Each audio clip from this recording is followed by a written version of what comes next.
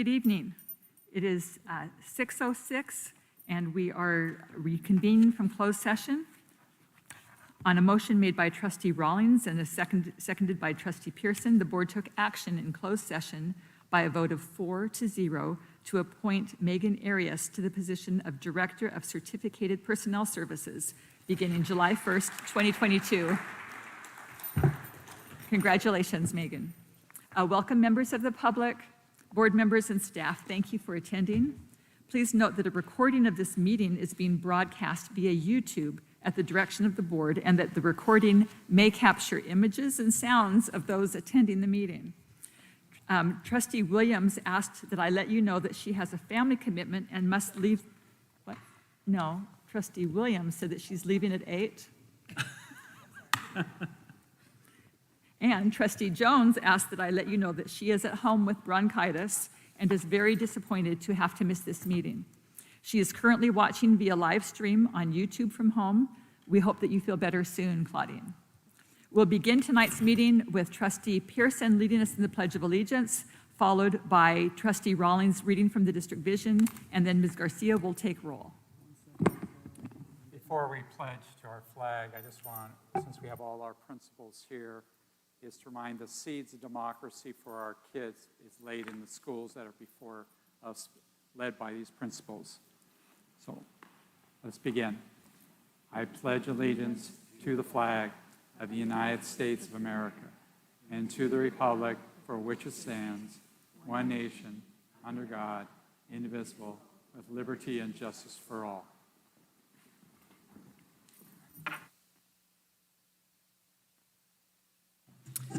Thank you. Our staff members demonstrate an uncompromising commitment to student growth. They are leading scholars and experts in their field. They enthusiastically share their experience and knowledge and bring innovative ideas to their craft.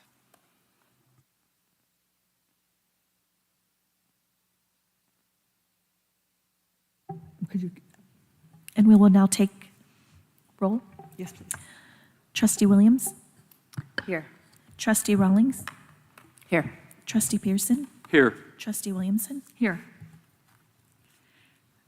We now move to oral communications. Oh, no, wait. May I have approval for agenda item 4.1, approval and or reorganization of the June 22nd meeting agenda?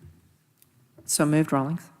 Second, Pearson. Trustee Rawlings made the motion. Trustee Pearson seconded the motion. Ms. Garcia, please call for a vote. Trustee Williams. Yes. Trustee Rawlings. Yes. Trustee Pearson. Yes. Trustee Williamson. Yes. Motion passes 4-0. Thank you. We have received 3 blue cards. We are now in oral communications. Each speaker has 3 minutes. Please state your name and if you live in the district. And they'll be in this order, and if you would like to come forward, and the first one will be Manasee Watts, the second one is Laura Pitts, and third, Shauna Hurst. And they're at the podium right over there. Did we skip the superintendent's report? You skipped me, but that's okay. I'll go after. I'm sorry. Okay. It's okay. I'll go after. That's okay. Either way. Okay, so good evening. My name is Manasee Watts, and this is my last update to you as president of the Carlsbad Unified Council PTA. As the council in each of our units welcomes new leadership to our boards, we finish the school year with a flurry of activity on behalf of families and staff. Carlsbad PTAs were instrumental in organizing events and activities that encourage staff appreciation from students and families during the month of May, continuing the traditions of surprising teachers with decorated classroom doors, gift card drives, lunches, breakfasts, gifts, and a bounty of notes from students at each site. We hope that all of our teachers, administrators, librarians, health techs, counselors, security monitors, student aides, custodians, nutritional service staff, and all other staff that make the Carlsbad schools among the best in the state know how much we appreciate them. PTA volunteers then went into overdrive in June, planning and supporting end-of-year celebrations, promotions, graduations, and of course, grad night.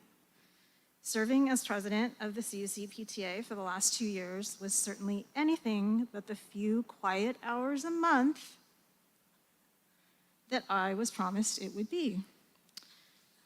As much as anyone, I looked for a semblance of continuity of what we knew school life to be during the pandemic. And I found solace amongst our PTA leadership time and time again.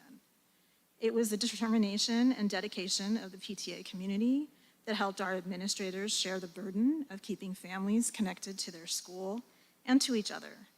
Their creativity and fortitude created ways for us to make the best of an all-around terrible situation. And being in this position has allowed me to brag about the many wonderful things that hundreds of people in our community are doing every day together on behalf of the Carlsbad schools. It has been my honor to represent the more than 2,600 members of the Carlsbad PTAs. We embrace our mission to support all children, and as we welcome our new board in July, we will continue to foster an association where everyone is welcome. For the last time, I thank you for your time and thank you for your support of the Carlsbad PTAs. Thank you very much, and thank you for all that you have done. We appreciate all Thank you so much. all the time.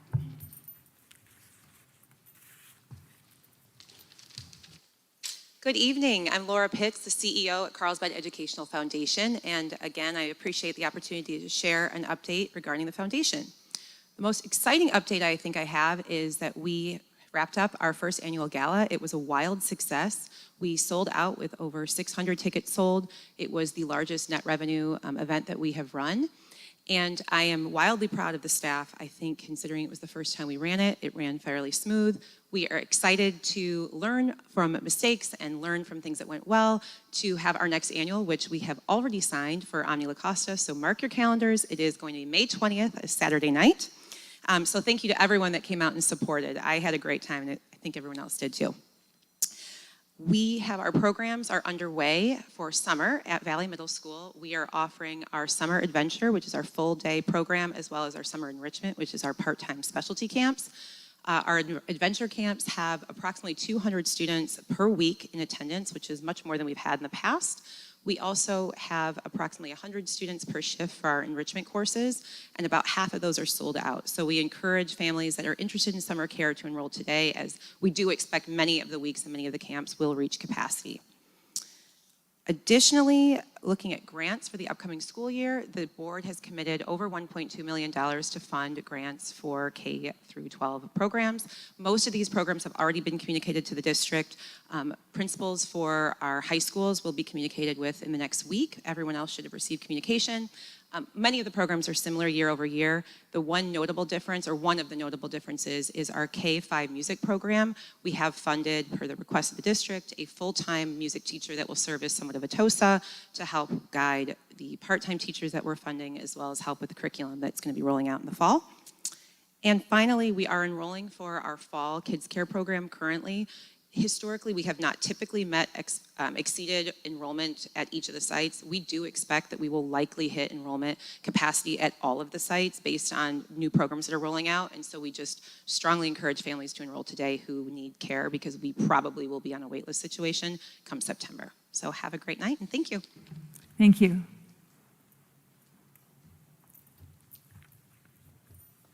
This past year has been awesome to return to full in-person programming, and I want to highlight just a few successes. First, to my favorite principal, Principal Fuentes, that's my inside joke. I loved coming back and running 2 book fairs so much, I'm coming back next in the fall. I want to shout out to Haley Alderete for getting our kids outdoors with weekly hikes and environmental science, having a fun dissection lab, thanks to CEF as well. And I was so impressed how she knows every student name, even for her Will students who change every quarter. To Edric Uwe for having after-school office hours so kids who don't want to ask questions in class could come back in that forum and ask their questions.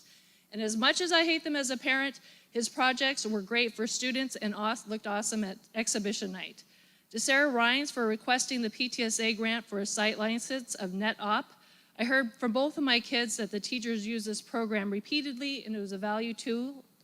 And on a personal note, she responded to a late evening email of a concerned parent, and for following up the next day and sending a postcard for additional positive feedback for a student. And I know she does this for many students, not just the PTS president's kid.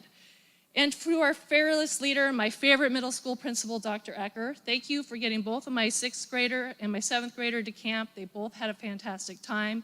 for the return of field trips, even when buses were hard and volunteers were a struggle to find, for in-person assemblies and a fantastic exhibition night, although we really missed you. And we were still grateful to have you at promotion. No one knows just how much these principals stress over promotion, and that we literally started promotion for next year already. And I'm really excited to do it for my third time with you, and this time I'm actually gonna have a student. So I'm really excited about that. It's been a pleasure serving as CHM PTSA president the past few years. You have been our greatest supporter, thank you. And I still don't understand why you love middle school so much, but I'm so, so thankful every day that you do. Thank you, enjoy your trip to Spain, and have a great summer. I'm finally happy that all of our principals have a summer they could take a breath, and we could come back in the fall. And I want to thank Montesi and Athena. It's kind of funny who's in the peanut gallery out here. CUC president a couple of years ago, Montesi, and then me. So I do appreciate all Montesi's done over the past few years, and I'm excited about the next 2 years. Thank you, everyone. And I love all the principals, they know that. Thank And you. my directors and my cabinet, you know. Spread the love. Thank you. And we do too. Dr. Churchill. Thank you. I'd like to thank the board this evening for approving the appointment of Megan Arias to the position of Director of Certificated Personnel Services. As you know, Mr. Grove shared his intent to retire at the end of the 22-23 school year. In order to prepare for that transition, I recommended the creation of a new one-year position to enable us to recruit and select an internal candidate to accomplish critical personnel services goals and to prepare to assume the role of Assistant Superintendent on July 1st, 23. We're fortunate to have a very strong bench, and Ms. Arias distinguished herself from an outstanding candidate pool. She's been in Carlsbad Unified for the past 12 years, serving as the Director of Secondary Education since 2014. She was a principal and an assistant principal at Aviar Oaks Middle School as well. She also served as an assistant principal in the Hawthorne School District and as a teacher in both Hawthorne and LA Unified. While she's had a distinguished career in instructional services, earning recognitions such as the College and Career Pathways Educator of the Year from the Classroom of the Future Foundation, she's also secured more than $3 million in grants to support our CTE pathways. In addition to this, she's also served in a number of key personnel-related roles in Carlsbad Unified, including serving on the district's bargaining teams, calendar and consultation committees, and has been directly involved in conducting internal investigations and complaint resolution. I am extremely pleased to promote one of our experienced administrators into this role, and I'm thankful to the board for your support as we prepare for Mr. Grove's retirement. Director Arias is well respected, and our more than 1,000 employees are fortunate to have her strong leadership in such a critical position. She will be joining Director of Classified Personnel, Rachel Austin, and the dedicated Personnel Services team in July. Please join me in welcoming Megan to her new role. Thank you. We now move to item 6.1, the approval of the consent calendar. All matters listed on the consent calendar are considered by the board to be routine and will be enacted by the board in one motion. There will be no discussion on these items prior to the time the board votes on the motion, unless members of the board, staff, or the public request specific items to be discussed. This is the time for public comment. Have any blue cards been received? There are no blue cards for this item. Trustee Williams has asked that we pull item 6.4. Are there any other additional items to be pulled? Trustee Rawlings. Item 6.9. 6.9. May I have a motion to approve the consent calendar with the exception of items 6.4 and 6.9? So moved, Williams. Second, Pearson. Trustee Williams made the motion. Trustee Pearson seconded the motion. Ms. Garcia, please call for the vote. Trustee Williams, Yes. Trustee Rawlings, Yes. Trustee Pearson, Yes. Trustee Williamson. Yes, Motion passes 4-0. thank you. May I have a motion to approve items 6.4 and 6. Are you voting on? Are you abstaining? Okay. May I have a motion to approve item 6.4? So moved, Rawlings. Second, Pearson. Trustee Rawlings made the motion. Trustee Pearson seconded the motion. Trustee Williams, did you want to speak on this matter? Yes. City of Carlsbad is listed on the AP warrant listing, and West Ed is listed on the PO register. My company works for both, works with the City of Carlsbad and has worked with West Ed. While no material conflict of interest exists, out of abundance of caution, I will be abstaining to vote on to avoid the perception of conflict of interest. Thank you, Ms. Garcia. Would you please call for the vote? Trustee Williams? Abstain? Trustee Rawlings? Yes. Trustee Pearson? Yes. Trustee Williamson? Yes. Motion passes 3 in favor, 1 abstention. May I have a motion to approve item 6.9? So move, Pearson. Second, Williams. Trustee Pearson made the motion. Trustee Williams seconded the motion. Trustee Rawlings, would you like to address this? Yes, thank you. I specifically have some concerns about the MOU as far as the, with Nixie. I do believe that, that it's not as secure that as it could be, meaning that the CUSD will be submitting for payment on construction items and then awaiting for repayment from Nixie. What I would like to see us consider in this MOU is to place the dollars from the loan of Nixie, have those placed in either a trust or an escrow account in order to ensure that we have specific payment mechanisms for the amount of dollars that we would be putting out. I would also like to suggest that we potentially move this item down to have the discussion when we are talking about item 7.7, the leaseback arrangement for the Nixie project. Thank you. Mr. Dill, could you address that? Certainly, thank you. And Trustee Rawlings and I did have a conversation earlier today, so I'm aware of her concerns. And yes, this is tied with item 7.7 on the discussion action agenda as well. As I've explained to the board previously, the district has been doing work on behalf of Nixie to accomplish the classroom expansion project at North County Academy. We've already engaged in several contracts which have been fully paid by Nixie. As those invoices have come in, they have reimbursed us promptly on those. And we're on the verge of entering into a leaseback contract on Nixie's behalf to actually deliver, install the portable classrooms that they desire to expand their programs. In looking back at the lease agreement that was already in place, while there was discussion of Nixie's desire to accomplish this project, the way that the lease agreement was written, it appeared as if they would be directing, managing all of the planning, construction, et cetera, and that we would consent to allow them to do that. Subsequent to that lease agreement and prior to me arriving, it was agreed that the district and PPC would manage that project. And so we have been doing those activities for the last 2 years that have got us up to this point. In looking at that agreement and realizing that it appeared as if they were going to complete the project, there was not a specific mechanism in the agreement for that reimbursement for the services that we were doing. And so that's when I picked up the phone and started having discussions with Nixie that I believed that we needed to have something in writing that memorialized their commitment to fund that project prior to us entering into a $3 million leaseback agreement, to which they have agreed. However, at the upon opening the bids and reaching the guaranteed maximum price, the overall estimate of the project exceeds the amount that they had previously requested for a loan from the San Diego County Office of Ed. So we're in a bit of a limbo right now in which Nixie is requesting additional funding from the County Office of Ed so that they can fully support this project.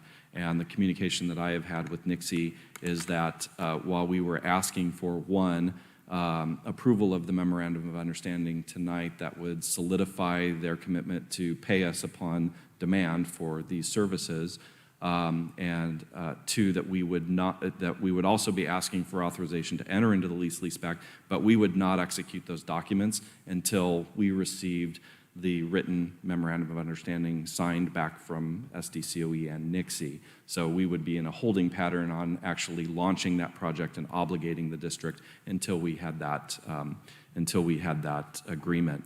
With respect to an escrow account, that is something that we often enter into upon the insistence of the construction contractors on leaseback agreements. We have those actually already in place.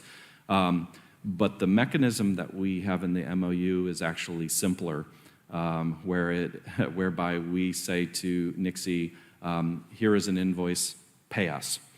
And they have transferred dollars to us directly from the County Office of Education into our accounts to pay invoices as they have come due. And they have already reimbursed us for $486,000 worth of expenditures, again, promptly. And so the way that the MOU is written, it would continue that process of we ask you to pay, you pay us immediately. We could do an escrow account if that's the board's desire.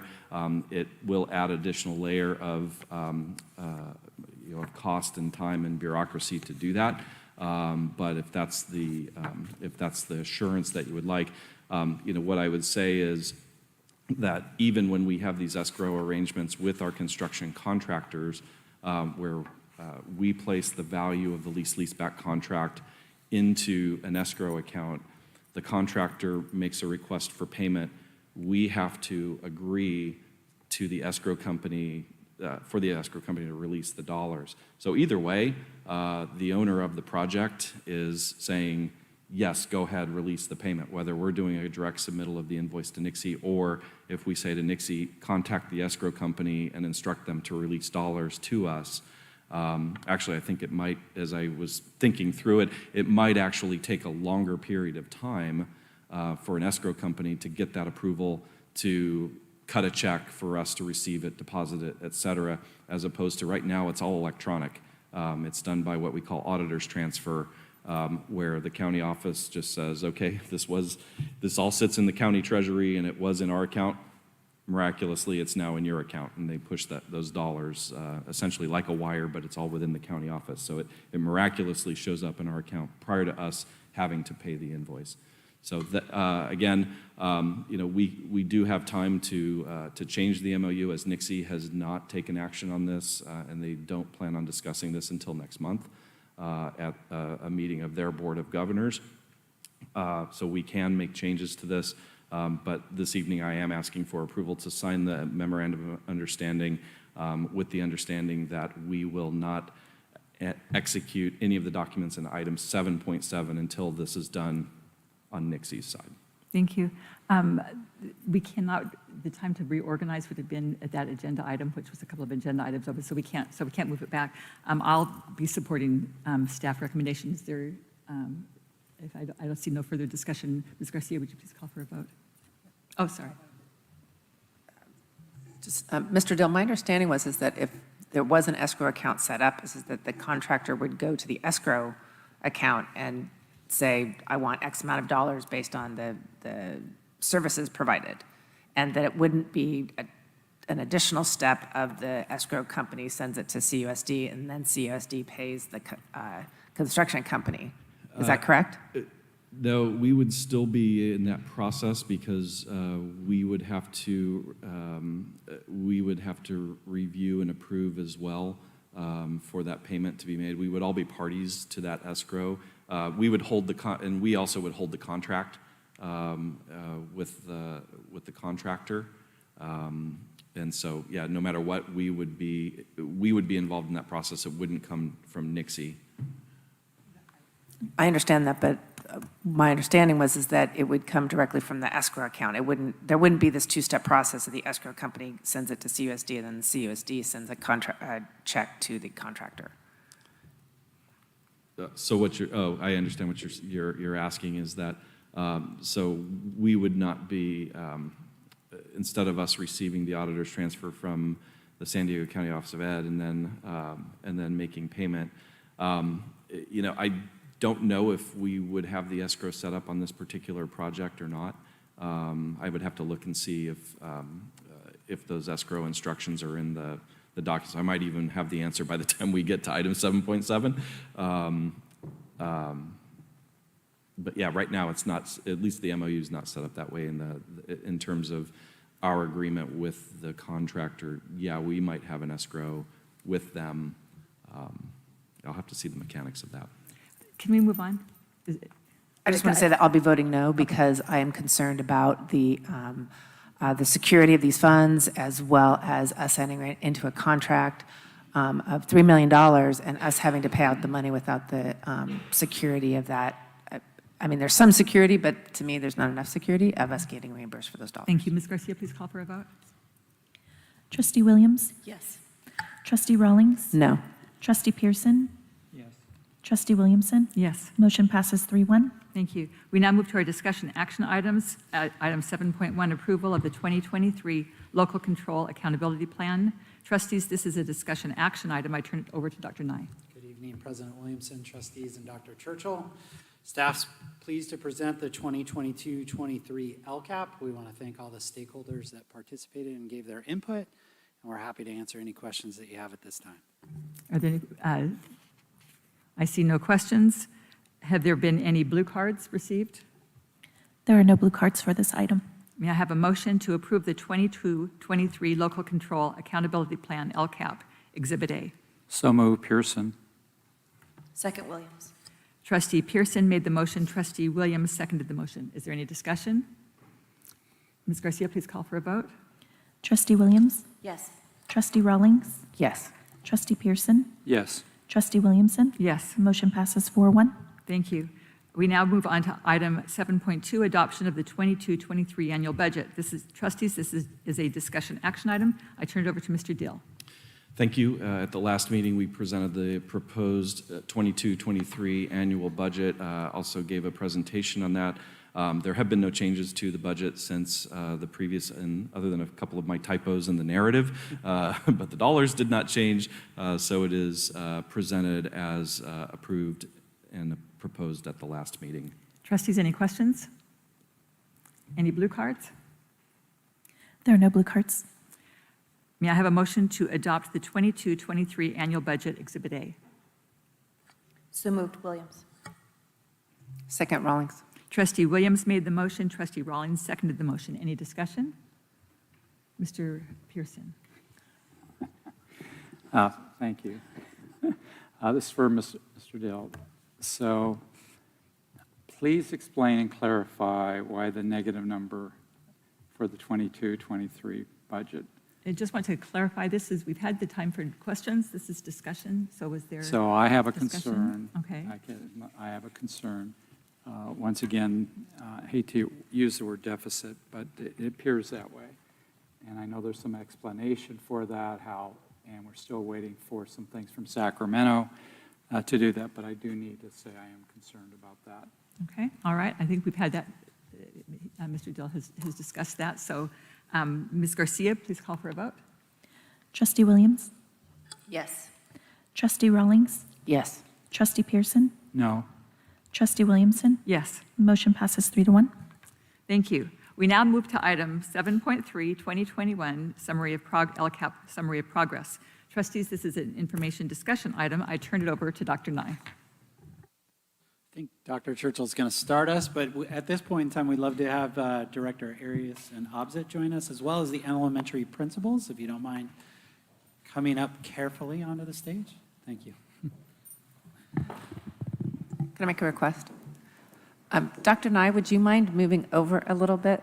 I cannot see the screen there, and this one's too difficult. Thank you. I can move the screen. No, I can't. No, I can't move it. It's too close to the edge.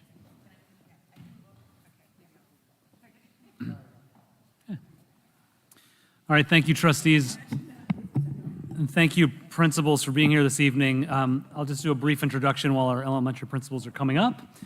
Our leadership team is excited to share with you our annual summary of progress. As in the past, directors and principals will share in the presentation. This year, we've selected a couple of principals to participate and represent their peers. All of our principals are here this evening, with the exception of Nicole Johnston, principal at Valley, as she's in Washington, D.C., accepting the National Schools to Watch Award on behalf of her school and our district. Thanks to Assistant Principal Konezko for being here in her place. After each of the sections, I think there are time for questions and answers. Next slide, Dr. Nye. Hopefully in the next 45 minutes or so, we'll update our progress on the 21-22 success indicators, highlighting some positive student outcomes. Principals and directors are here to share stories from the field, and we'll talk about our plans for moving forward. I hand it over to Dr. Nye. Thank you again, President Williamson and trustees, and Dr. Churchill. Staff's pleased to present our summary of progress. This is part of our continuous improvement cycle that we do every year. And in June, we bring to the board success indicators and our goals for the current school year. I'd like to say that we're very pleased with the results that we're about to present to you tonight, especially in light of a year like no other, like we've had in the past. I had this slide up last year as we presented summary of progress, and it's in there again, as a matter of fact, because it was a year like no other, just like the previous year. We were faced with a number of different challenges, and I do want to acknowledge all the hard work of our entire staff, our site principals that are the leaders of their school sites. Thank you guys for everything that you do. Our teachers, our other classified staff. It was an incredibly challenging year. In a lot of ways, it was more challenging than the previous year. I highlighted a few things there. Student and staff absences, as an example, were incredibly challenging this year as we experienced COVID spikes, along with, as we all know, the frustration on shifting state requirements as well. And so all of these folks that have to implement those state requirements it was incredibly frustrating this year, but they navigated that with grace and skill, and we appreciate their hard work. I'd also like to recognize our parents and our students for an incredibly challenging year as well. And while we saw shifting state requirements, I know that that was equally frustrating on many of our parents, many of our students. And we're hopeful that this slide doesn't make it into the summary of progress presentation next year. So we will keep it in there as a matter of fact. Hopefully not.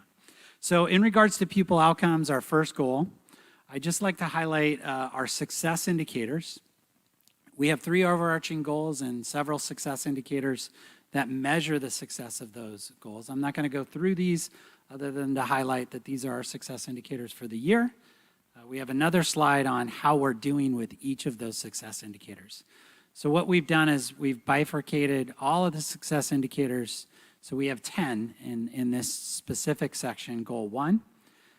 In regards to the first goal, the first 2 goals relate to the STAR exams. So these are internal assessments that we give 3 times a year in the fall, winter, and spring in the areas of reading and mathematics. The first goal, or the first 2 goals around math and English language arts, measure the growth over the course of a year. So they're measuring the same student growth from a fall baseline and then measuring anticipated growth that STAR anticipates that a typical student would meet as they go through the trajectory of the course of the year. In both of those areas, we grew, but we didn't hit our anticipated target levels, and I'll touch on that in a later slide. In goal number 2, success indicators 3 and 4, we did hit both of those targets, and this is also STAR exams, and I equate that, I think I've given the example in the past of a high jumper, right? So this is making sure that all students in our district can jump over that 7-foot bar, or that state proficiency bar. Doesn't matter where they start at the beginning of the year, how many students are we going to get to jump over that bar? So in this case, we wanted 2% growth from where they were in the fall to where they ended up in the spring. What percentage of students can jump over that bar? We hit our targets in both of these areas. We're very pleased to announce. And so we hit over a 2% growth, and I'll highlight those bands shortly. The percentage of graduates meeting A to G requirements, we don't have that data in yet. We anticipate to bring that data back in September with our unreported data, similar to what we do every year. The percentage of students that are at least in one honors, AP, or advanced class in their high school career, we did meet that goal of 80.4%. The target was 79.9. In goal number 5, or success indicator number 5, we're still waiting on the results of the SBAC. And so one of the things that will be nice this year is to see the alignment between our STAR exams, our internal exams that we give, and whether or not there's a correlation with SBAC exams. So I know all the principals are eager to see that data, teachers are eager to see that data as well, and we'll get those results back. They say in June, possibly early July, so we'll see. We'll see what happens. It seems that the state has gotten slower in giving us those results over the past time that we took the exams. And then the last success indicator is in the area of college and career readiness. And this is another dashboard metric that the state comes out with. It's a number of different things that come into the dashboard themselves.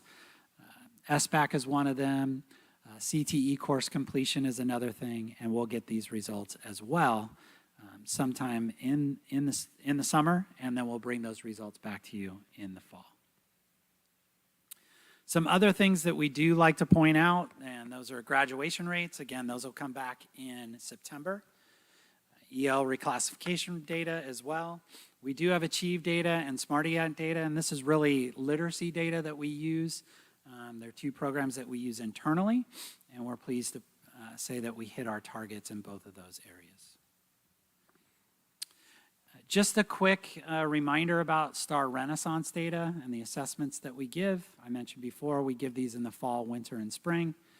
Pretty much to all grades 2nd through 12th in English language arts as well as math. We go up to Algebra 2 as well as through grade 11 in regards to math. And then our early literacy scores, which I'll highlight a little bit there, is for our pre-readers, and that's primarily for students in kindergarten and 1st grade. As I mentioned before, there's 2 types of reports that we get out of the STAR exams, those percent proficient scores, as well as that student growth percentile. So these are percent proficient scores, and they're broken up by grade span. So you'll see at the elementary level for reading, we grew 3% over our fall administration to our spring. Middle school grew 2%, and high school grew 4%, for an overall district total of a 3% growth in reading. In math, we saw similar growth in math, so 2% growth at the elementary level, 4% growth at the middle school level, and 1% growth at the high school level, for a cumulative total of 2.5%. So good growth. When you look at our fall scores to our spring scores, overall, we saw more students meeting that proficiency target in the spring than were in the fall. So this is what we want to see, and we're on a good trajectory that way. One of the other nice things about STAR is it allows us to compare ourselves to state and national averages. STAR is a large company that collects data for students on a national level. So this is a little bit different than that proficiency level. What it's measuring here is it's measuring the percent of students that are in need of urgent intervention, or are targeted for intervention, or what they term as at proficiency level. So it's a little bit different than the state proficiency benchmark here. The cut scores are calculated a little bit differently, but you can see it takes a winter snapshot of 2020-2021 and then compares the growth from winter to winter of 2021-22 in these areas. And you'll see at a state level and a nationwide level, they saw declines in they didn't see any growth. They actually saw a 2% decline in these areas for reading. In Carlsbad, we saw a 3% increase. So that's a good sign. As well as in math, while we didn't see growth, we also didn't see the declines that the state saw at a 5% decline rate and at a nationwide level at a 2% decline rate. I'm also pleased to present some subgroup data. We know that we have significant subgroups in our school district. So we also like to measure how they're doing in relation to the proficiency levels. So for English language learners, we saw 6% growth. For socioeconomically disadvantaged, this is in reading, we saw 2% growth. And for our special education students, we saw 6% growth. I would like to highlight and just point out, these are far below our averages as an all-school district, right? And so part of our diversity, equity, and inclusion plan would be to take a look at some of these significant subgroups and figure out an action plan of how we'd address the needs to try to narrow that gap for these students, these particular student groups. So as we're going through collecting data, we are looking at this data to try to address those needs. Same thing with math. We did see good overall performance. English language learners grew 3%. Socioeconomically disadvantaged students grew 1%. Special education students grew 3%. I mentioned early literacy before. This is for your TK, your early readers, and we had 2% growth in proficiency over the course of fall to spring. So the other growth report, and this is a target that we did not hit, was around that student growth percentile report. And that measures where a student starts in the fall, and STAR calculates the growth that that student should adhere to in the winter and the spring over the course or over the arc of the year based on an algorithm that they've created, so cut scores that they've created. And they, as you recall, these are broken up into certain groups so that you have a high growth band, you have a typical growth band, and then you have a low growth band. Our goal was to try to increase 2% the students that were in high and typical growth bands. We fell short in those areas in math and English language arts. A couple things to remember about this ranking. Number one, our median growth percentages continue to be way higher than state and national averages. So we're already starting at a higher place with our students. Fall to winter and fall to spring percentages in the area of math already were higher at every school site. So when you think about that, our students in 2020, 2021 were down here, right? And our students in 2021, 22 started up here. So we saw some growth last year, and we actually hit our targets. But in the next year, we started way up here for every school site. So that's a good sign, but we didn't see the growth targets that we wanted to hit over the course of the year. The other thing that is noteworthy to just point out is with the growth bands, one of the questions I asked was there any adjustments due to COVID? You know, did they adjust those bands at all? And STAR's response to that was no. So, you know, it'll be interesting to see those national and those state trends as they relate to growth bands in this area. You know, was that a national thing that everybody just didn't see the growth that they wanted to see, as well as a state trend? One area that I do think it's noting is that we do need to double down on our strategies specific to reading. While we did see growth in math, reading was one where it was flat and in some cases went down. So I do think some of the interventions that we have in place, Sunday system, Freckle curriculum that is targeted instructional strategies, as well as some of our Achieve 3000 curriculum, we're gonna have to really double down. When you think about math, it's linear at times, and so we're able to kind of address those needs when we see them. If a student is struggling with multiplication, you know, we can go in and address that. Reading is a little bit more cyclical, and it's a little bit harder to identify, so we're gonna have to definitely double down on those strategies. So with that, we have our elementary principals who have joined us today. And I do want to thank Principal Cobb, who's going to share a little bit about the innovation space that was created at many of our school sites, but specifically at Kelly Elementary, and talk about some of the learning implications that that had for her school site. And then we'll be happy to answer any questions that you have. All right, good evening, trustees and Dr. Churchill and Cabinet. Thanks for having us tonight and for inviting me to speak on behalf of all of my colleagues. Thank you for letting us share our stories. An important part in learning is student engagement. And at Kelly, we've been able to take our innovation lab and implement design thinking aligned with our grade level standards. And we've seen a huge increase in student engagement through that.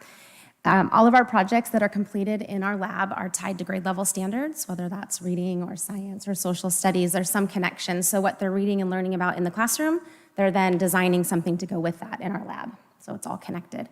And I could talk to you for hours about design thinking, but we have this video that I think is a better example so you can see it in action.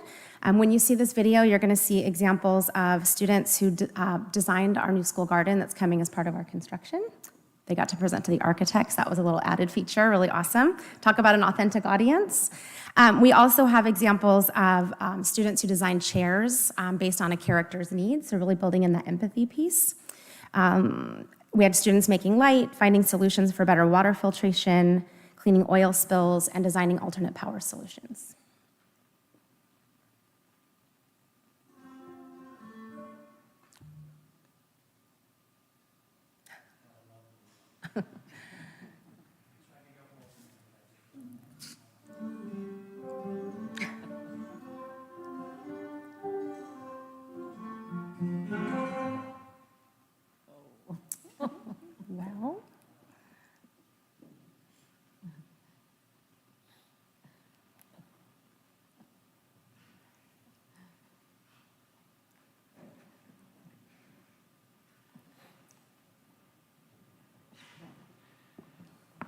It's like that car. When you turn it on and off again, it really helps, right? So.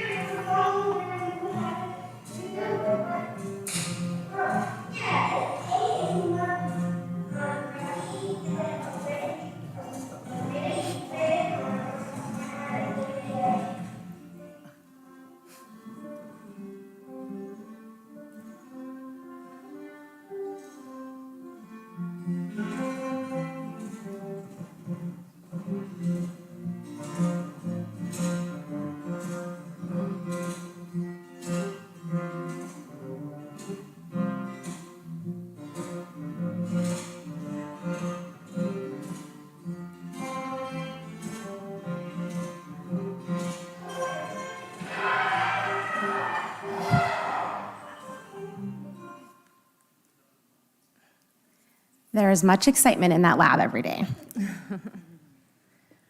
So I know that the sound was a little bit muffled, but can you talk about, that student that was talking through the design thinking process? It was fantastic to watch him think linearly, to watch him, the thought process of trying and retrying something specifically. That was where they were designing a chair around, they were designing a chair for a book character. And so he was describing how they built it, and then they weren't sure if it would work, but they added cotton balls to make it more stable. And I have a first grader using the word stable and stability. It was kind of cool. And then they just talked through about it didn't work, so we tried something different, and they tested it again. And it worked. I don't know if you heard that part, but that was one of my favorite. And it worked. So we have the youngest of kids, our kindergartners included, that go in there and design and test and redesign. And it's really great. All right. So I do believe that the engagement in our innovation lab has led to greater engagement in the classroom because like I led with, they're reading and learning about things that they're doing in the lab, and so they're more engaged in that. Specific to our reading scores, we have shown growth over the last couple of years. And just like every other school, we use the district programs. We use Achieve 3000 and Smarty Ants and Myon and Freckle. We're using Freckle. We use the data from our STAR assessments as well. I meet with grade levels 2 times a year, and we identify students that could benefit from additional intervention. And that's how those groups are formed. And then something that we started 2 years ago that has been, I think, a game changer is we do complete a school-wide screening to work on phonics and fluency, right? If they can't read the words, they can't understand what they're reading. And so all of our students, grades 1st through 5th, are administered fluency and core phonics assessments. And then we use that data to determine who's going to benefit from our Sunday intervention. That is, thank you, district, for purchasing that for us. It's very helpful. And then we have our classroom teachers and our intervention teachers who are able to provide targeted instruction based on that data. And then we review that data and we move kids in and out of groups as they become more proficient in the areas that they're working in. And I think that combined with the ongoing monitoring, not only by teachers, but we also have students monitoring their own progress and growth, whether that's Achieve 3000 or Smarty Ants or whatever it is. They have bar graphs either that they color or in their Google Classroom on their slideshows. I can't also speak enough about the extra teacher that we received the last couple of years to be able to have smaller class sizes and or to provide intervention to our students. I think that was also very, very beneficial. Thank you very much. And at this point in time, we're happy to open it up to other questions that you had. I do want to thank Principal Cobb for somewhat volunteering to present today. There's a little arm twisting as well, but I know that many of our other principals have, great stories to share as well. We could have probably put all other, 8 of them up there and similar stories, but we wanted to, for brevity and time's sake, maybe keep it down to 1 for today. But happy to answer any questions that you have at this time. Any questions? Ms. Rawlings? With the SBAC, is there a way to monitor that growth over time? It seems like we have the SBAC and then it goes into the next year and that we're not really monitoring that growth. Yeah, the SBAC, what we can do is, we can run some pivot tables where you're monitoring students that scored in the proficient level 1 year versus the next. It's based on different standards, so you're kind of comparing apples to oranges, but you certainly can do some of that. The nice thing about the STAR is that you are getting data that's actionable in the year itself. Now the question is there some alignment there, and do the teachers find it a valuable tool? And so, I think that this will be the first year where we're really getting to see whether or not there is alignment. Mr. Pearson? Dr. Nye, can you compare STAR data with San Diego County and also like districts to Carlsbad? I'd have to reach out to them directly to see if they would give us that data disaggregated versus, I don't know the answer to that. Yeah. And just for the principals, anyone can answer. Did you hear any concerns about the multiple assessments that occurred this year?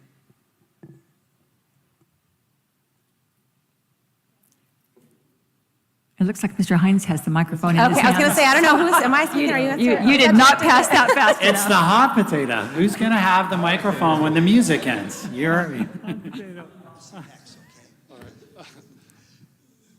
One thing I would say about it is it's definitely a balancing act. Obviously, the more time that we're spending assessing, that's time that we're taking away from other things that we're doing in the classroom. But at the same time, especially when we're looking at computer adaptive tests, much like the STAR test and the SBAC is, we need to have multiple administrations to really get a sort of valid representation. One of the things we saw at our site specifically is we actually saw in one of these areas a decline from the fall to the spring. And one of the things that you find when you're looking at a test like this is that in any given administration, there are a number of variables that affect the scores in that administration. And so you can get some outliers, sometimes positive and sometimes negative. And so for us, we had a very high sort of outlier in the fall, which didn't sort of match the trend over the 2-year kind of period we've been administering the test. And so when we compare that then from the fall to the spring, the appearance is a decline. But when we look at it over time across all 6 administrations, what we actually see is a pretty consistent trend, positive trend, and really over that 2-year period, growth in the neighborhood of 3 to 4%. And so I think that speaks to the importance of the multiple administrations so that we can get more information and then get a better understanding of what the trend is for our students over time. And so that's kind of the trade-off. I think the way we're doing it right now with 3 administrations in the year is really kind of a sweet spot to give us the information we need in order to make kind of meaningful changes, but also not have it take too much time out of instruction for our students. Could one of you talk about the elementary counselors and the role that maybe they played in the emotional and social issues that maybe some of your students have been experiencing? We share, Mr. Nelson and I, we share a counselor, and she has been a game changer at our site. She's extremely proactive. Not only does she do regular classroom lessons for every grade level, she also then meets with small groups, She meets with the kiddos at Rival every single day with me, greeting the students.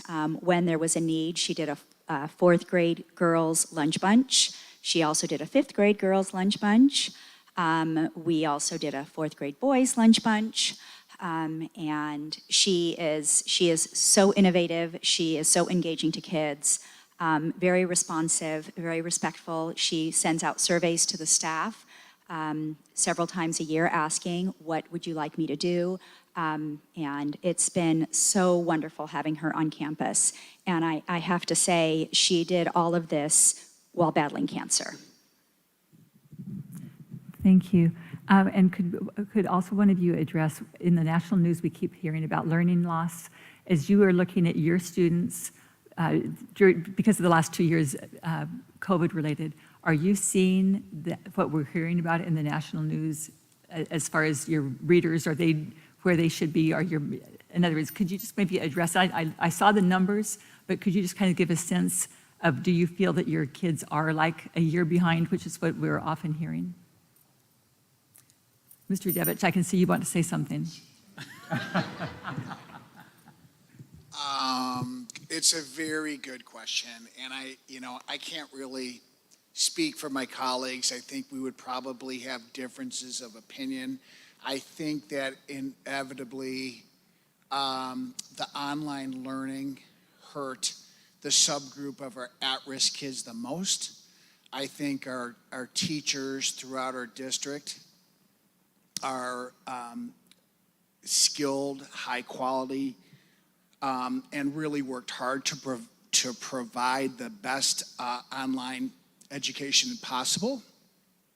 And so I tend to think it impacted other districts throughout the United States more than Carlsbad. Perhaps other sites within Carlsbad, maybe, but I do think that our kids it just was not an optimal learning platform, right? And so, but affected some subgroups more than others. I tend to think, though, they got into bad habits, and that was probably affected their social emotional. They lacked confidence. They lacked study skills. It really had a strong relationship to the parents throughout our school district that were on it, and good follow through versus parents that weren't necessarily having proper support at home. Those kids fell through the cracks. Getting a year behind, I would think that some were, but I also think that, the quality of our school district is we had good catch-up programs, and I think the teachers knew how to, sort of put together a game plan to really get them back on track quickly. And then, and then the intervention pieces at all of our sites were implemented, but that sort of goes for every other school year prior to COVID. And so, I just feel like the quality of our teaching, it's very strong, and I applaud my colleagues too. They're solid. Thank you very much. If there are no further questions, we'll turn it back to Dr. Nye. Thank you, guys. I appreciate all your hard work. And at this point in time, we'd like to invite up our middle school principals.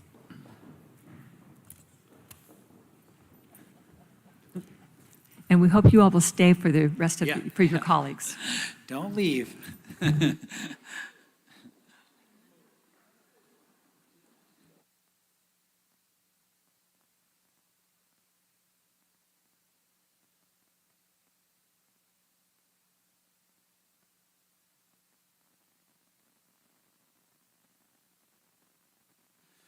So again, we would like to thank our middle school principals for being here tonight, and presenting for tonight is Principal Flowers from Aviar Oaks Middle School. We asked her to talk a little bit about the program that they implemented there regarding response to intervention and using data to really drive instructional strategies and meet the needs of at-risk students at her school site. So I'll turn it over to Principal Flowers. Thank you. President Williamson, Dr. Churchill, members of the board, members of the cabinet, and of course, members of the public. I'm Rose Flowers, principal at Aviar Oaks Middle School. I'm joined by Dr. Eckert, principal of Calavera Hills Middle School, and assistant principal Conesco of Valley Middle School, to highlight the work of our Carlsbad middle schools. So last year, as you all know, we faced many challenges returning to full in-person instruction. Our schools, of course, set our priorities in the form of our school goals or our WIGs, but then at the school site, we have to get down to the business of how to make it happen. So at AOM, we rolled back to the basics. We went to what we knew from our very first year of teacher school, which is response to intervention. So if you look at the slide, you can see the triangle, and that base of the triangle is first best instruction. And as Principal Devich just mentioned to us, the quality of our teachers in Carlsbad is phenomenal. And so we prioritized with our teachers that they deliver that first best instruction solidly across the board to students, and then use the data that they gathered from those wonderful assessments that we get to do and meet the needs and differentiate their instructions in the classroom before they take that next step on intervention. So it's that differentiating instruction to take a look at where they are. So we look at those continuously improving our instructional practice and having that quality curriculum delivered by the supported and developed staff as our first step in making sure those pieces are in place. So we use those formative assessments, our universal screeners, and then our differentiated instruction, as you heard in slides earlier from Dr. Nye, Achieve 3000 and Freckle being used across the board at our schools.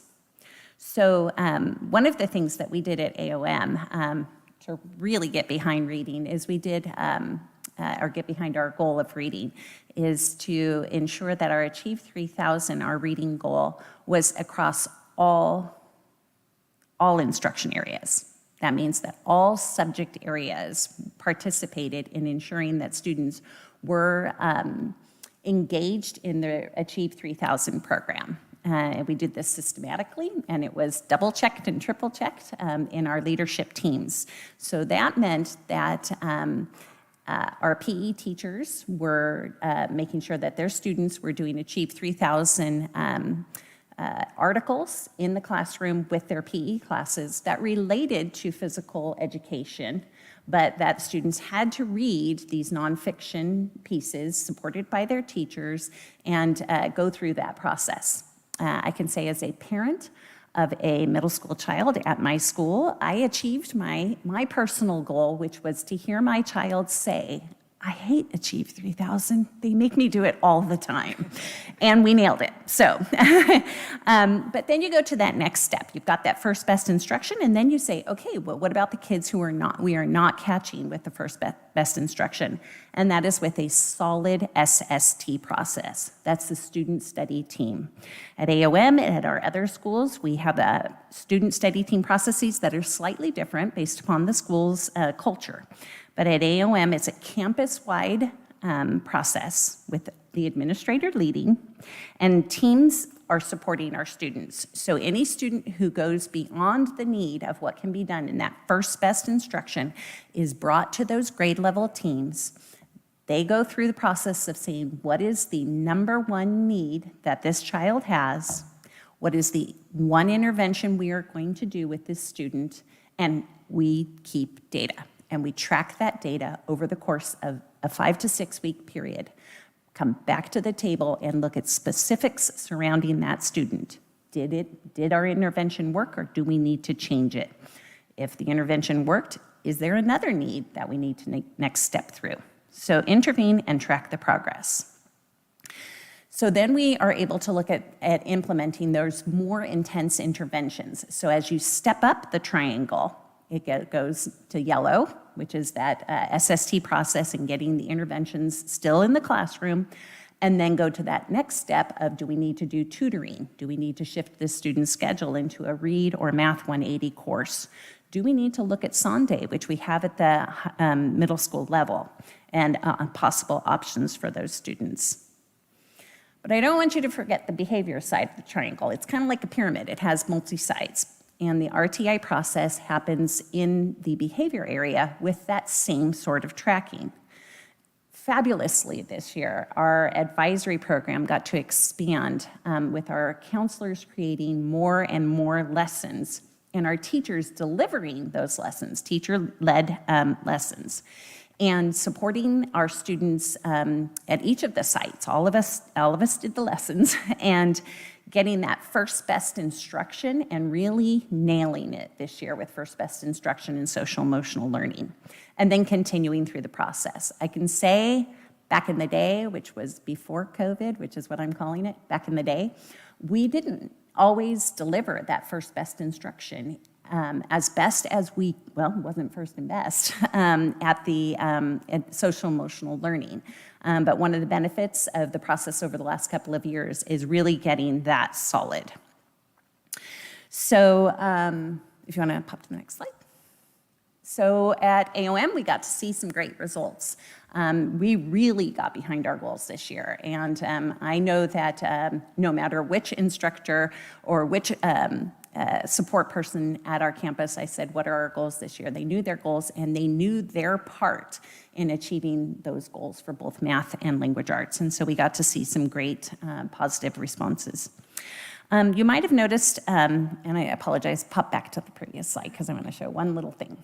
That in this previous slide, I highlighted 2 areas in purple, teacher-led for that behavior intervention area, and up in academics is differentiated instruction. At AOM, we do surveys not just of our students, but of our teachers too, and we ask, what supports do you need in professional development for the coming year? And it didn't have to be principal pointed out. The teachers knew what they needed, and those were the 2 areas they wanted more growth in. They want to know more about how to lead solid SEL lessons, even if they're written by a counseling department. How do they lead them better?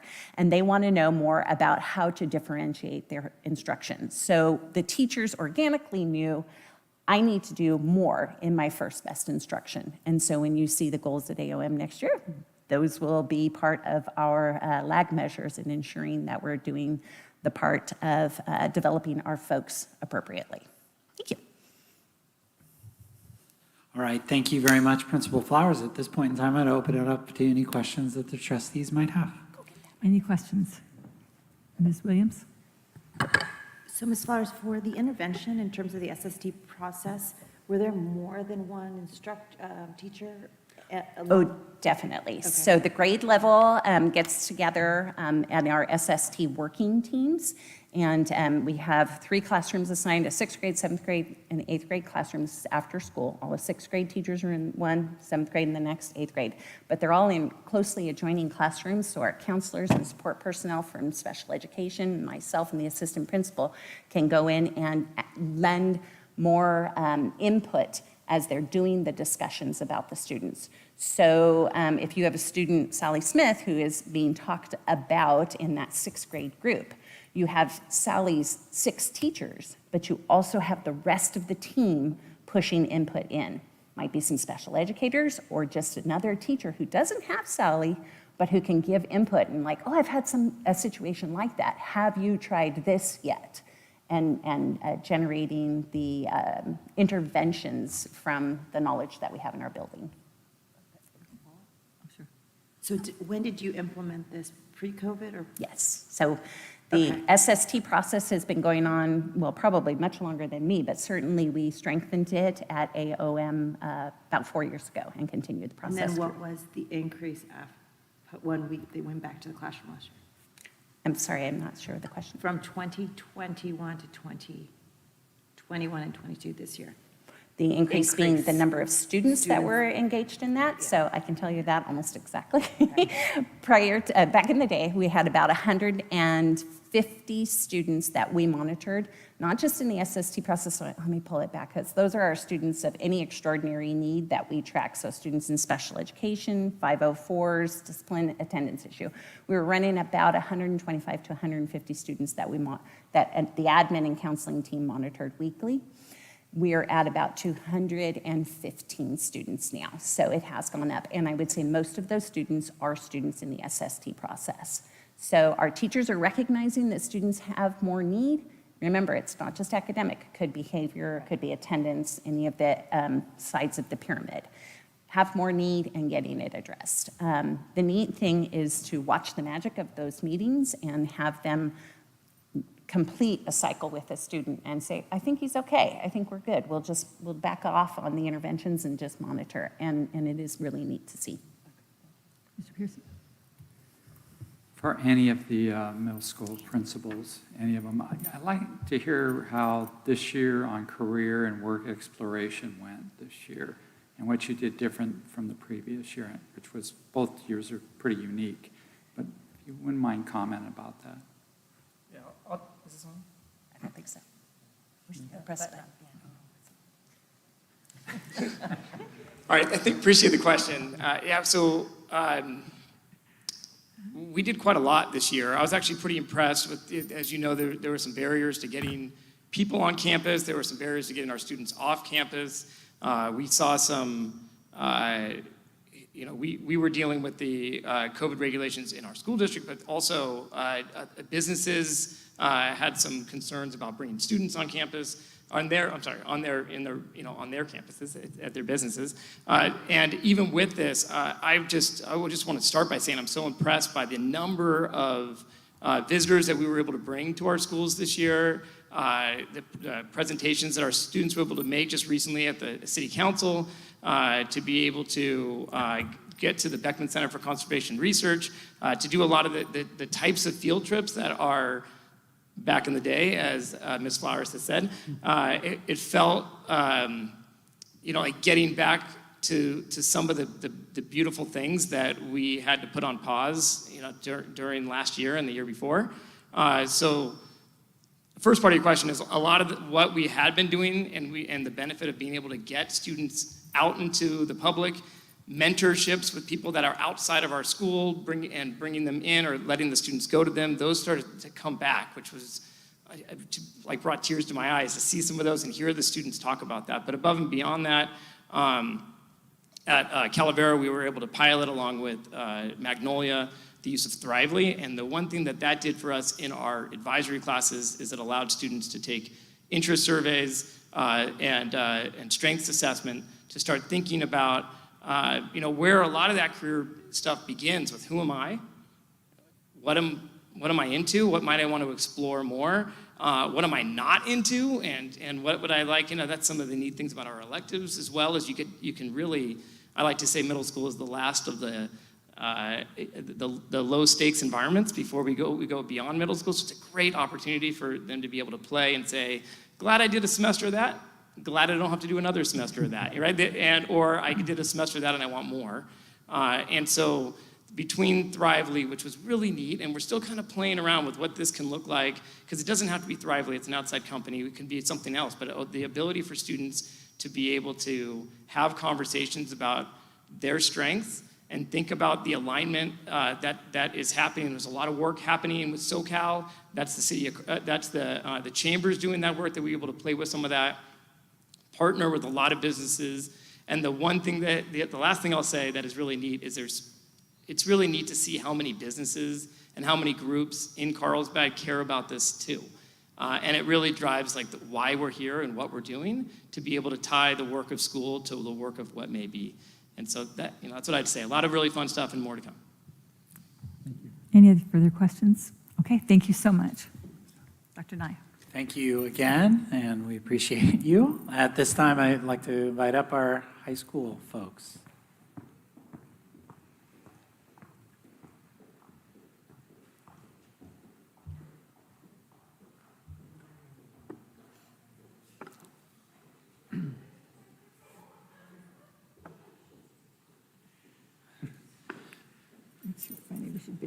So just like our two previous presenters, Dr. Brockett jumped at the opportunity to present for Carlsbad High School when it relates to some of the engaging CTE programs that are happening at CHS.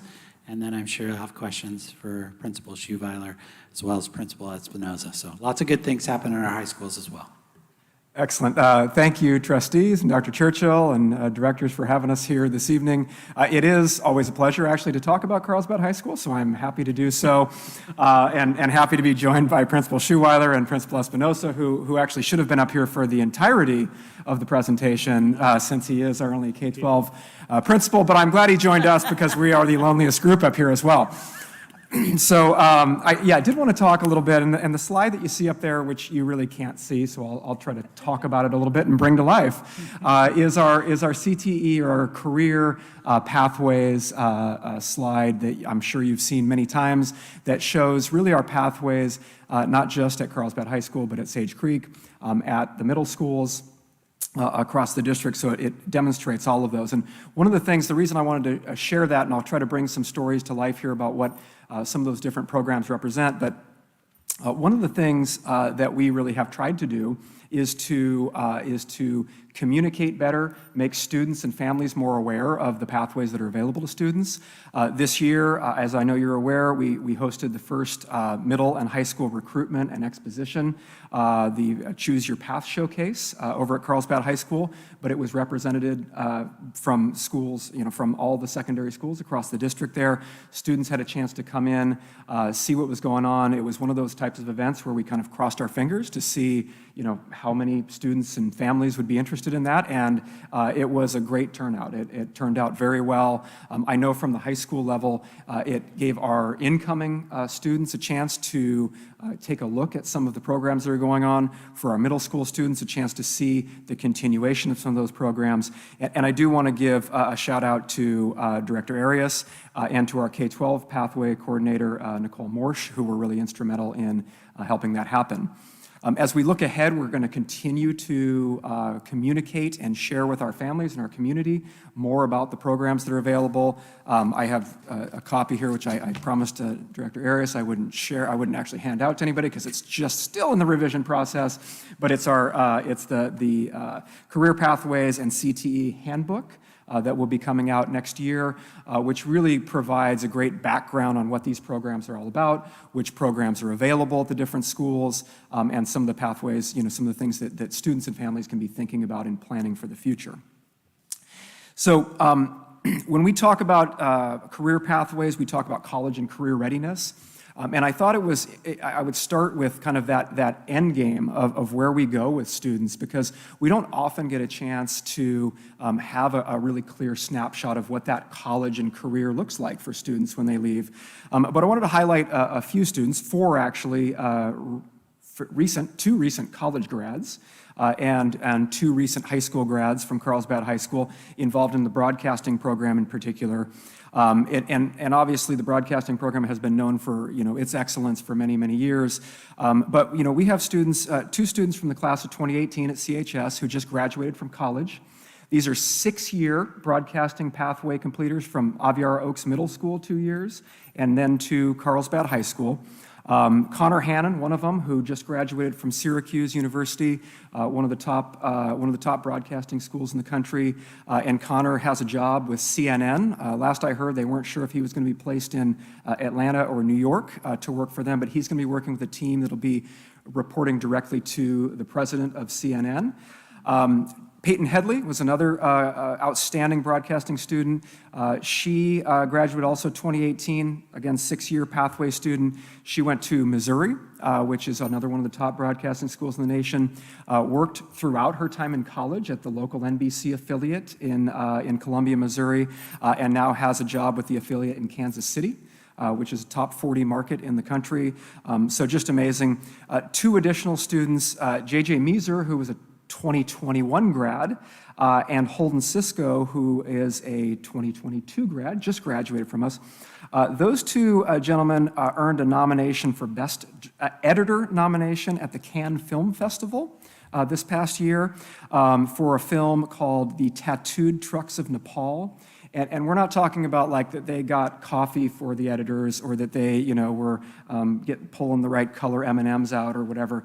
These two were the editors on this movie on this documentary that won multiple awards. And again, as Mr. Green put it, being nominated at the Cannes Film Festival is kind of a big deal in the film world.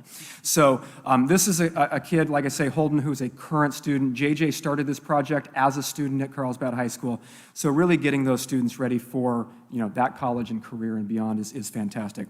A couple other highlights. Virtual Enterprise continues to provide real-world business experience. We've brought in obviously the marketing class and the art and business class. I want to highlight with the marketing class the work that's been done in collaboration with CEF. Jennifer Monroe from CEF has been on campus. To Mr. Ecker's point, we've been able to find, get people on campus. She's been there on a weekly basis, helping students gain real-world experience, and the students are actually producing marketing materials for the Education Foundation. So really fantastic there. And then continuing, we look ahead to grow and expand in a variety of areas. We're working on refining our woodshop program to really be focused on building and construction trades by bringing in some new curriculum from the Building Industry Technology Academy. So we'll be working on that over the summer in preparation for next year. We have ongoing collaboration and conversation between theater and construction for set building, fashion for costume design.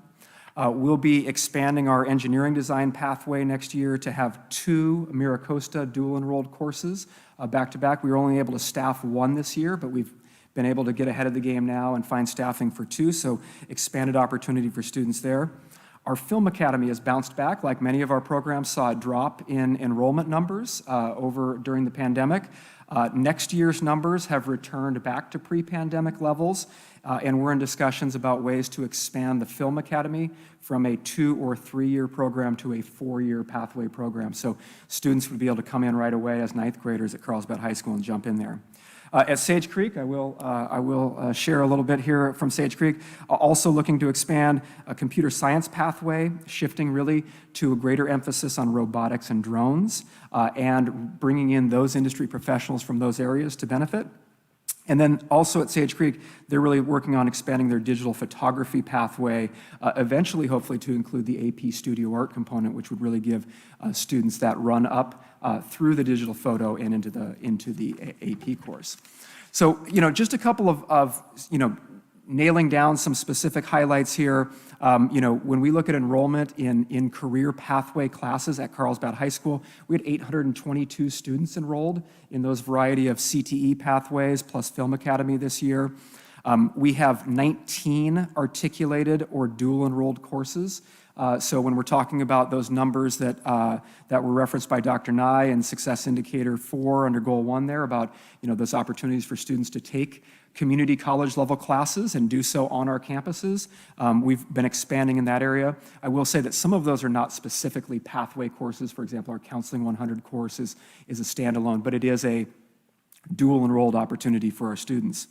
Our teachers have been really working hard to bring in work-based learning opportunities and to collaborate with industry partners. One way that we've done that to work around some of the challenges over the past couple of years is through the NEPRIS platform, which has allowed us to have virtual contact with industry partners. Some of those, in our business pathway, for example, have included accounting mentors from Group Delta Consultants and Profit Resources, marketing with Sean Rosemarin from Pure Storage, and they've collaborated with Tri-City Medical Center as well to discuss the importance of mentorship in business. So, really great things going on across the board in all those pathways. I will say, as we look ahead, again, I mentioned the continuing to make families and students aware of the pathways. In addition to focusing our work around getting, pathway completers successfully through, that is a key indicator for that college and career indicator from the state, and we're doing some things to really, it helps students dig deeper into those course, subject areas, but also, through our advising, course selection, and scheduling processes, we can refine those in ways that help students to plan ahead and for us to make sure that we're getting them in the right classes to complete those pathways. I would be happy, I know that the trustees also appreciate hearing challenges. I would be happy to share with you tonight our pathway completer numbers. However, that is one challenge that we are having right now, as recently as today, as we were working on that this morning. For some reason, I can go in and see an individual student and they're marked, and then when we try to pull a report or a query that gives us that number, it tells us that we have none, which is not true. We have many, we just don't know how many because we can't pull the number right now. So we're working on that, and I'm sure we'll have an opportunity to report further data on that down the road. Thank you very much, Dr. Brockett. At this point in time, we're happy to open it up to questions. Any questions? Okay. If neither of you speak up, we're going to go on. So. For each of the high schools, what's your highest, how many students are, what's the highest number of students, or I guess the highest CTE or pathway that's the most popular one? That's a great question. For us, I want to say off the top of my head, digital photography is probably the most popular. The most competitive, because we're limited, is our broadcasting. Yeah. Mr. Pearson.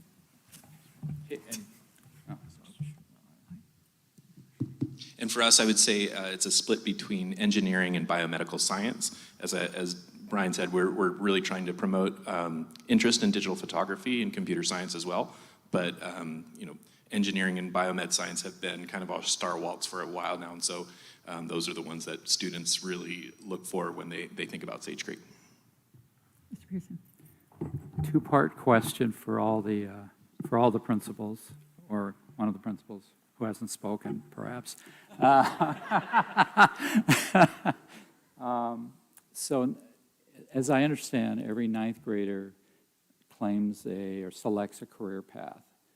Is that still in place, or has that changed? That is not necessarily the case at Carlsbad High School. I'll let Jesse speak for Sage Creek, but no, a student, obviously, again, part of what we want to do is to provide for them, an understanding of what the options are for them. But a student is not necessarily required to pick a career pathway per se. They might pick a variety of electives, whether it be a visual performing art class, some of which are we classify as pathways because they've done the work to build out those quality components around the pathways, some of which are not. They might select another class like an AVID class, for example. It might be a student who needs a directed studies class for special education support. So yeah, not every student goes into a specific career pathway. I'm sorry. I would just add, every student does, though, take career interest inventories, and we have implemented that.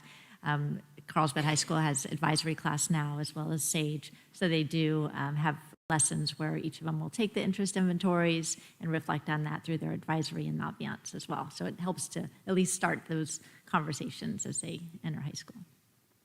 The second part is, I know in the past, we've had students graduate from any one of our schools, and they've actually gotten work. And we have some, I know some kids who are doing coding for companies and things like that. Do you have any examples, any three of you have any examples of any of our seniors who may have got this summer already got work? I honestly don't off the top of my head, although I agree anecdotally. I know that we do have them out there. I do think, the example I shared about Holden and JJ, that was work that was paid work that they did on that documentary film. And I know that both of them are continuing to do work in that realm, but I don't have the specifics about what they're doing right now. I don't know. Yeah, I would echo Dr. Brockett's sentiment on that. I don't have any specific data on that, but I can share anecdotally in speaking with students and families. Most recently, a graduate from last year came up and expressed how thankful they were to have had the rigor of instruction and quality of instruction at Sage Creek High School, specifically in the engineering classes, because, quote, he felt like college was really easy for him at this point. And so I think that speaks a little bit to, not so much to the work that they're getting, but being prepared to go into the world of work. I don't have a specific example of that. I mean, this year, the most exciting thing I had was my student who's going to get into the nuclear program with the United States Navy, you have to score in the top 1% in order to be considered for this. And Kellen's going to be shipping out here in less than a month, and about a year and a half from now, he'll be traveling the world in a nuclear sub. Pretty cool. Dr. Nye. All right, I'd like to thank the high school principals, and thank you for all your time. And just quickly, I do want to just wrap up goal number 1 as far as looking forward to action steps. I'm not going to highlight all these, but just to say that we are having conversations. We plan on meeting with our principals actually tomorrow here at Sage Creek High School, where we'll be planning the welcome back message for teachers and some of the goals around specific areas moving forward for next year. So with that, I'm going to turn it over to Director Arias, who's going to cover goal number 2, and we'll go from there. Thank you very much. So for goal number 2, we had 3 success indicators that dealt with professional development, a diversity, equity, and inclusion plan, and also safe at school. Next slide. So we did meet our first success indicator to provide professional development and training regarding our teaching and learning, and we had 97% of our teachers rank the professional development as relevant to their teaching and learning. Our second success indicator was to create a comprehensive diversity, equity, and inclusion plan with a 3-year progress monitoring matrix. This is currently under development, and we will be presenting this plan in September. Indicator 3 is to increase the percentage of respondents who feel safe at school by 2% for students and to remain at 85% or higher for parents. And we met both of these goals for the students and the parents. Our professional development offered this year really centered around the themes of reconnecting and re-engaging students and staff as they return to school, reflecting and responding to students' academic and social emotional needs, and reimagining and reconstructing our instructional practices. We resumed our district-wide grade level meetings and facilitator meetings at elementary and our subject area leadership team meetings at the secondary level. We discussed interventions, assessments, instruction, and really had that chance to collaborate around any things that they were seeing. And there were additional collaboration meetings with math, science, and English language arts regarding essential learning outcomes and progress monitoring. So going back and reflecting if there was seeing something that students might have missed over the past 2 years and then figuring out a way to weave that in. Our action steps for next school year include continuing to offer professional development aligned to our district initiatives. And this will also include increasing our number of online Alludo modules. Continuing collaboration meetings between our subject areas and grade levels. And we will continue to implement the diversity, equity, and inclusion plan. And we will continue our science textbook adoption process at elementary, middle, and high school, as well as finally completing our English language arts curriculum development work that we were doing with open educational resources. Thank you. All right, and now I'd like to introduce Director Obzit, who's going to cover goal number 3. All right, thank you.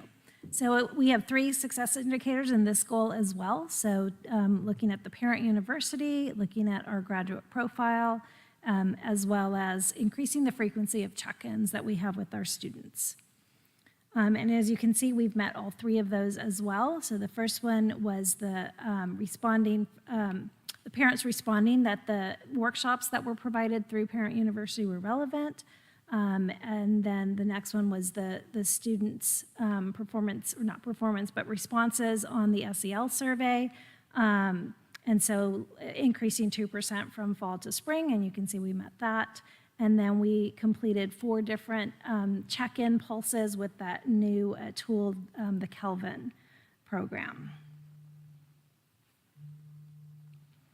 So some of the types of Parent University activities that we did, one of the things that we tried to do with Parent University this year is kind of reach out more to the community and kind of collaborate with them to offer different things.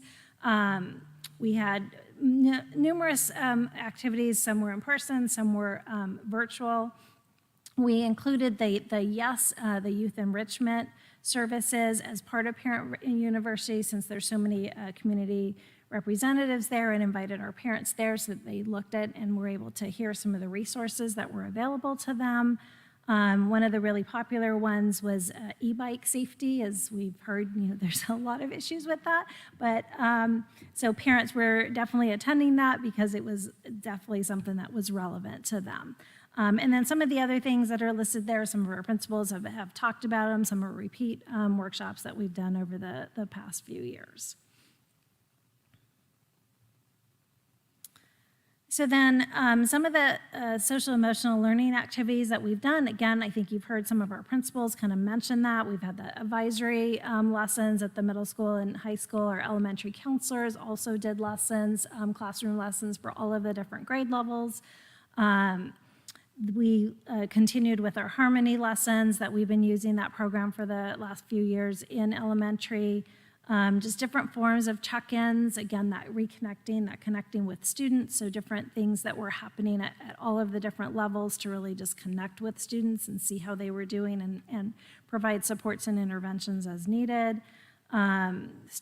Teachers kind of embedding some of those activities into their lessons, counselors using the data from Kelvin and other things to kind of tailor the needs of the classroom presentations. This is just sort of a glimpse of like our last Kelvin Pulse that we did end of May into June. Just the elementary one, kind of how it shows where kids were responding on these questions. We do have like all of the data linked there. We'll take a look at the questions and possibly revise some of them for next year, but really kind of, again, administer them 4 times a year. And as I mentioned, our principals and our counselors can also look at this data at a school level, and then they can make some changes, add lessons, add advisory lessons or classroom lessons, or do something at their school to address any area that may have, risen to the top as a concern.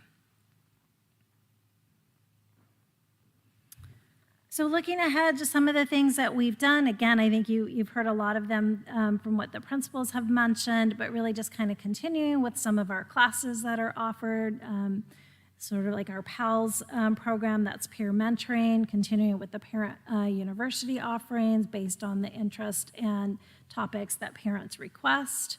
Really just continuing with that social emotional learning curriculum at all levels, continuing with our elementary counselors, really implementing that whole multi-tiered system of support for academics, social, emotional, behavior, all of those areas. Continuing with that strategic plan for college and career, adding a TOSA to that position, adding that position to help implement the strategies that are listed in that plan. So just really quickly, as a reminder, we do have 3 strategic plans that kind of align with our LCAP plans, and this is just to give you an update on where we are with those. We plan on bringing you an update in July regarding our technology plan, our career pathway plan sometime in October or November, and our diversity, equity, and inclusion plan sometime in September. So as a running scorecard, this is kind of where we're at as of now to date. As I mentioned before, we will get a lot of data over the summer, and then we'll update this and bring this back to the board in September. But it gives you by goal and success indicator where we are, and we're pleased by the overall results. I think academically for our students, the strides that they made, and that again is by the hard work of our teachers, as well as our site administrators and our support staff at all of our school sites. One of the other things that we're required to do by law, the state of California, is give you an update on our state dashboard metrics. And so, as you recall, the state dashboard is released when the SBAC results come out. So we won't get that dashboard released probably until the fall of next year. But one of the things we're required to do is bring you our local metrics and populate that dashboard through our local metrics. I'm pleased to present that we've met all of our local metrics, and we'll post this slide deck so you can see exactly the tools that we use from the state. Their state-provided rubrics and surveys that we use to ascertain whether or not we've met all of these things. So I'm not going to go through those with you here. And I am going to jump down to the last slide, which I think is any questions. I see no questions. Oh. Yeah, no questions, so we'll just. Yes. For the Kelvin survey, do you modify the questions? And the only reason I'm asking, because I know it has it as a success indicator, so are we monitoring apples to apples, or are we modifying? So this year, we didn't necessarily modify the survey too much. It's a little bit different survey at the elementary level than it is at the secondary level. But we are going to go in and maybe take a deeper dive as to the results and try to figure out, why students responded the way they did. So that could lead to additional questions by the sites. Ms. Rollins? That made me think, will you also be monitoring participation as far as how students participated? Yes, yes. Mr. Pearson? I saw that you had mental health therapists at middle and high schools. Can you just share a little bit about the frequency, certification, and licensing? We have a contract with Wellness Together, who provides licensed mental health therapists. And so they come onto our sites and they will, the students get referred through our counselors, or our counselors will first meet with the student and determine if their need is at the level where they need that level of support. And then those therapists either will meet with that student one-on-one, or they will do some group work with students, depending on what the need is as well. And so it's, we've heard very positive feedback from the work that they've done. The students usually are seen for a period of a few weeks and then exited out. Then the therapist determines if more resources are needed for that student, or if they feel like they're ready to exit out. Just to follow up, are the parents involved? Yes, so the parent approval is received before they meet with them. Trustees, is there any discussion? Ms. Rollins? Great work, team. Yeah. I would just like to, just for a second, from the bottom of my heart, and I know that my fellow board members feel the same way, to thank the principals. We think you're fabulous. It was a rough year for certain periods of time, and we so appreciate you were really on the front line. And we maybe have been getting the emails, but you saw some of the really struggles in person, and we so appreciate all the time, the emotional energy, the strength that you provided to your community, to your staff. I think that it was such a growing year and a learning year for all of us. And we really, truly, truly, on behalf of all of us, totally appreciate and just cannot thank you enough for all the sacrifices, all the love that you showed under really challenging circumstances. So thank you so much. We truly appreciate what you do for our students and our staff. We now will move on to item 7.4, approval of compensation increase for management, confidential and unrepresented groups. This is a discussion action item. Mr. Grove, who's making a quick dash. Yes.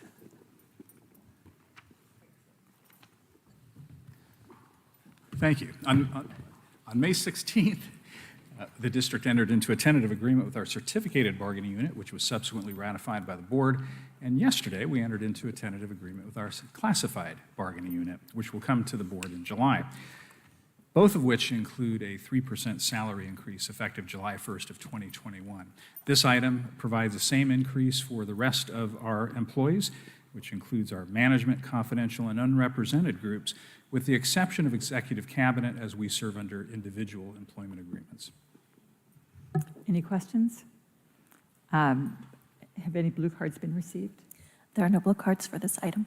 Okay, may I have a motion to approve a 3% salary increase for management, confidential, and unrepresented groups effective July 1st, 2021, consistent with that already provided to certificated staff? So moved, Rawlings. Second, Williams. Trustee Rawlings made the motion. Trustee Williams seconded the motion. Is there any discussion? Ms. Garcia, please call for a vote. Trustee Williams? Yes. Trustee Rawlings? Yes. Trustee Pearson? Yes. Trustee Williamson? Yes. Motion passes 4-0. Thank you. It's 7:51, and we're going to take about a 12 to 13-minute recess, and we're going to go really quickly over to outside this door, because Ms. Williams has to leave really quickly, and we want to get a group photo, and then there's some refreshments for those of you who are here. So please join us quickly so she can be part of this group.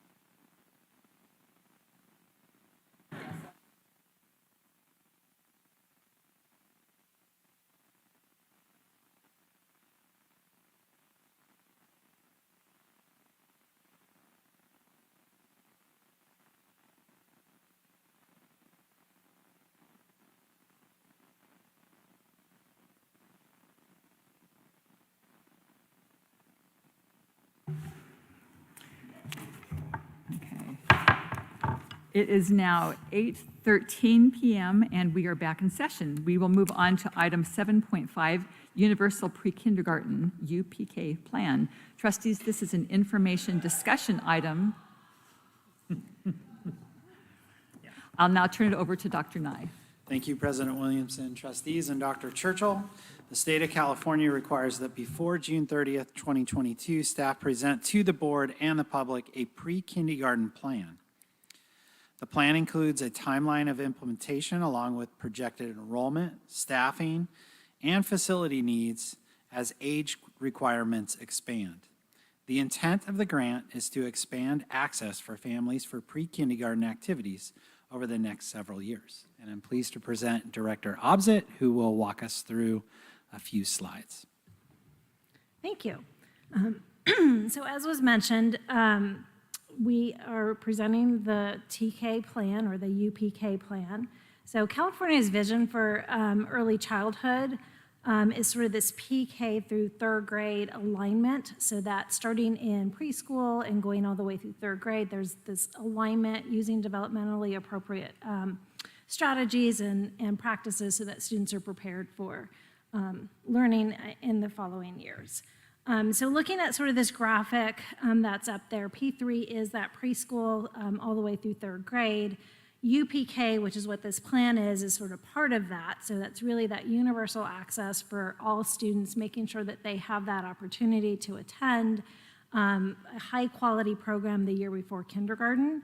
And TK is sort of a portion of that. So the UPK includes TK, it includes Head Start programs, private preschools, different options that are out there. Really, our program is focused on the TK component of that.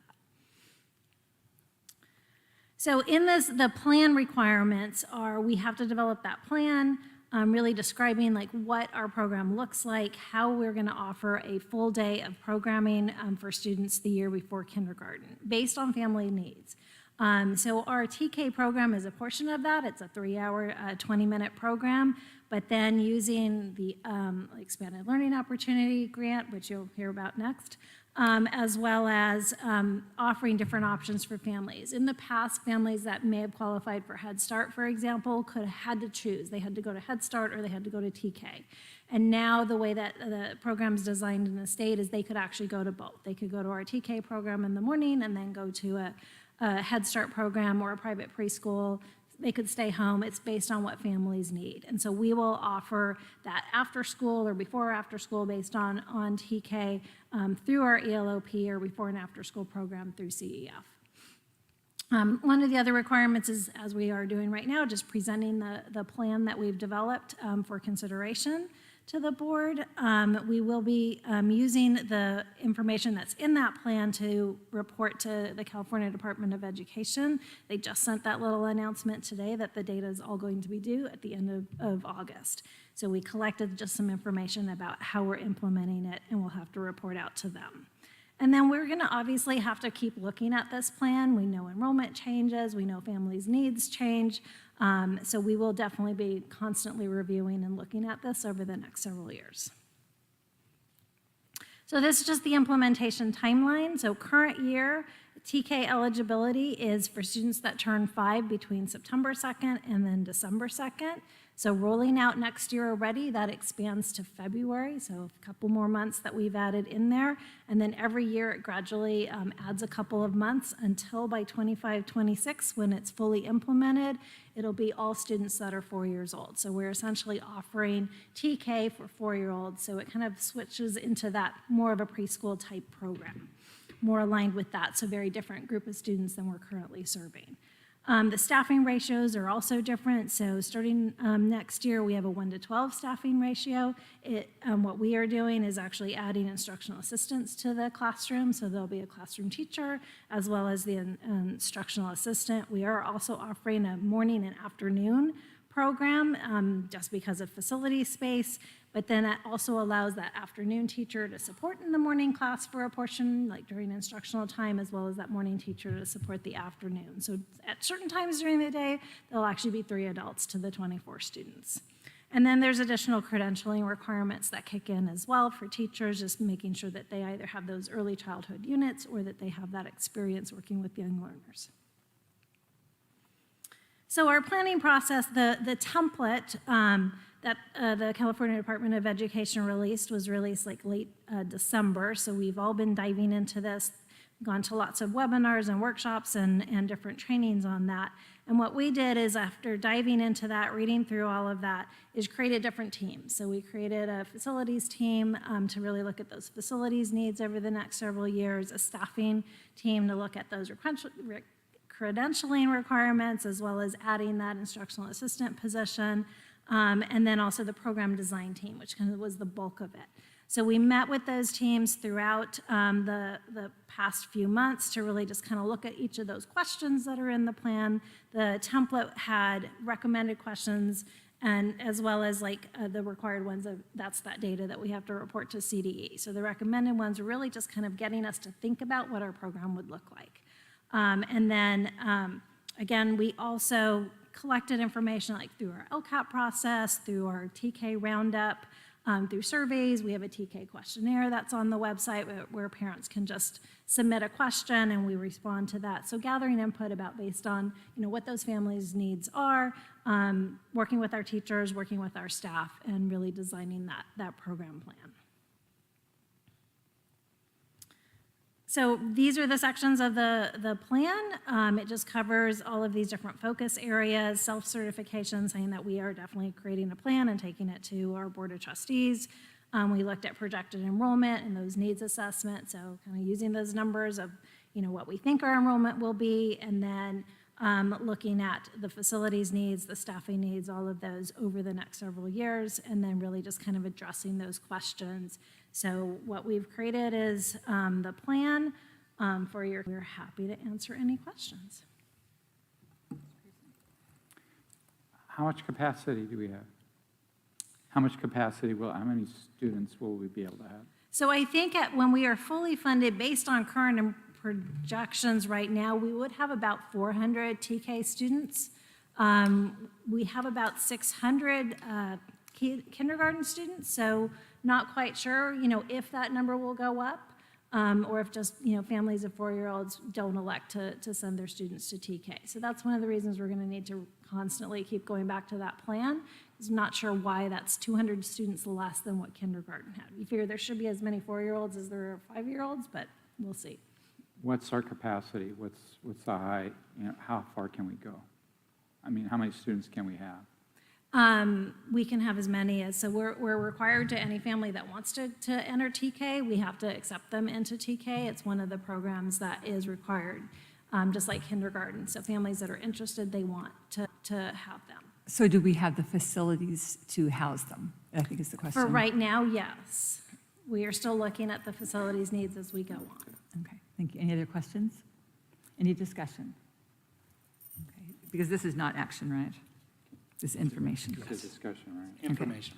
Okay, all right. Thank you very much. Discussion. Discussion, yes. Yes, thank you. Yes. I think it's fabulous that we are having a TK program. In fact, I'm just wondering, are surrounding districts all going to be doing TK as well? Okay. Well, there's. Our basic aid districts to the south of us are not offering TK. Theoretically, right.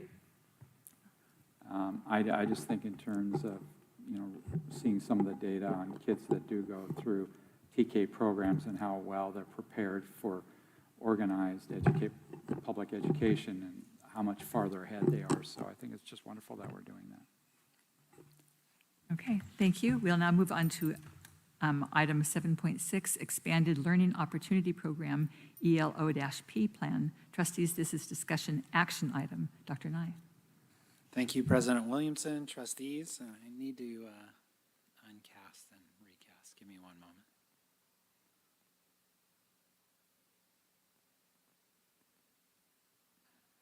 There we go. In 2021-22, state budget established the Expanded Learning Opportunities Program, which is different than the Expanded Learning Opportunity Grant, go figure, requiring districts to offer a comprehensive after-school and intersessional expanded learning opportunity. Districts must offer an expanded learning opportunity to all TK through 6th grade students, which is classroom-based specifically for unduplicated students. So the plan that we're presenting tonight, which is a discussion action item, describes how we will continue to partner with the Carlsbad Educational Foundation to expand before and after school services for students in the Kids Care program for grades TK through 6. So I'll turn it over to Director Obzit, who will walk you through the plan, and we're happy to answer questions at the end. All right, so as mentioned, last summer, the state passed a lot of different bills and legislation. This was one of them, so it's expanding those programs that are offered before or after school, as well as during off times. So it could be our holidays, it could be summer, it could be Saturdays, it could be any of those times. So it's really targeted specifically for unduplicated pupils. It will be ongoing funding. And it really is intended to be sort of this comprehensive program. So if we have, for example, we have the ACES program, it'll combine with that at our BV and Jefferson. And we'll also use it in conjunction with our CEF Kids Care program to offer the services. So the interesting thing about this one is you have to offer it. So let all of the unduplicated families know that it is available for TK through 6th grade students. It's also embedded in the UPK plan that you just heard, so it definitely has some teeth to it here that the state really wants us to implement this. And then it says you have to provide access to 50%. So everybody's been a little confused about what do you mean by offer, what do you mean by provide access? So offer is really just letting everybody know that we do have that program, and then the way that we're implementing it is we will ask families to opt in if they're interested in participating in this program, and then placing them into the Kids Care programs that are there. You heard Laura Pitts sort of mention that earlier about the program expanding. That's because of this. It does require 9 hours of programming. It includes, the instructional day. So for TK, 3 hours and 20 minutes is that instructional day, and then all of the additional time would be through expanded learning. For our 1st through 6th grade students, their instructional day is a little bit longer, so it would just add those hours at the end of the day, so total 9 hours. The intercession has to be 9 hours as well. So, again, Laura Pitts and I have been having those conversations about, they offer holiday care, they offer break care during like winter break, during spring break, as well as their summer camps that they're running right now. And so that would be that way of getting those 30 intercession days. So this one, the state actually created a template that we are required by Ed Code to use that template. So that's what we have put our plan together in. It's really just describing the activities. We worked collaboratively with Laura Pitts over at CEF to develop that plan. It's based on the California standards for expanded learning. So they have standards that are specific to before and after school programs, addressing, it's actually 12 different areas, but the one area is really specific to ACES, and so that's why there's only 11 components in the plan. This plan has to really be, sort of created, developed, reviewed, updated every 3 years. And it is an action item, so it does have to be approved and then posted on our district's website before we could start that program.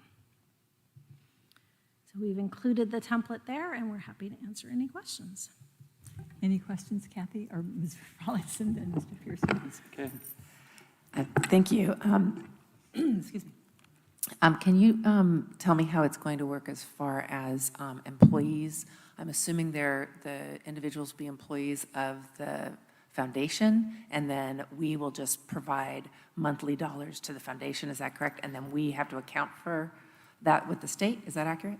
Yes, so that is accurate. It's how we run our ACES program right now. So we contract we have an MOU with the CEF to run that. They invoice us every month, and it, based on, they have requirements of how the students get enrolled and all of that. So we're developing that MOU right now. We'll bring that back to the board later once that's finalized, but it will be the same way. So it's sort of a pass through, so the money comes to us and then it goes to them, and then they have to implement the plan based on the criteria that are in here. Pearson. I was thinking about, as you begin more and more development of our DEI plan, will this be part of looking at how to improve academic performance for perhaps subgroups as well? Will there be part of that in the conversation about this plan? I mean, certainly that it's targeted for unduplicated students, so it's targeted for that population of student, this plan. So yes, it would indirectly help those students. And then my follow-up would be that you can actually see by metrics or measurement that this plan, this program will have an impact on their performance, academic at least. Yeah, I would imagine there will be some metrics, given the state, knowing the state, that we will be required to report on as it regards to student achievement. Great, thank you. This is the time for public comment. Are there any blue cards? We do not have any blue cards for this item. May I have a motion to approve the ELOP plan Exhibit A?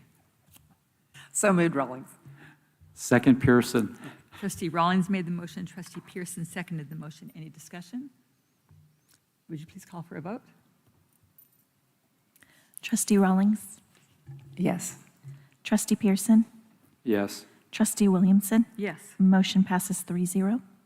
Thank you. We now move to item 7.7, resolution number 42-2122. Trustees, this is a discussion action item. Mr. Dill.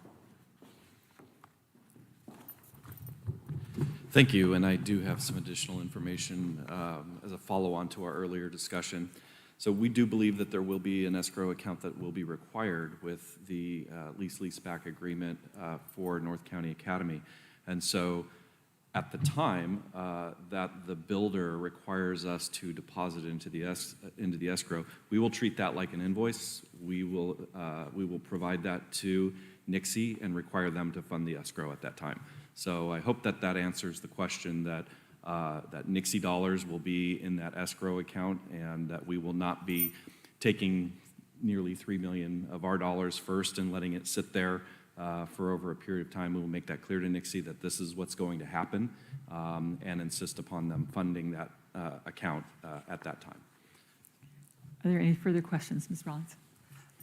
Just to be clear, then, that would be implied within the MOU since it refers to the lease-leaseback? Yeah, so the way that the MOU is written is that, you know, at any point that we present invoices to Nixie, they shall pay.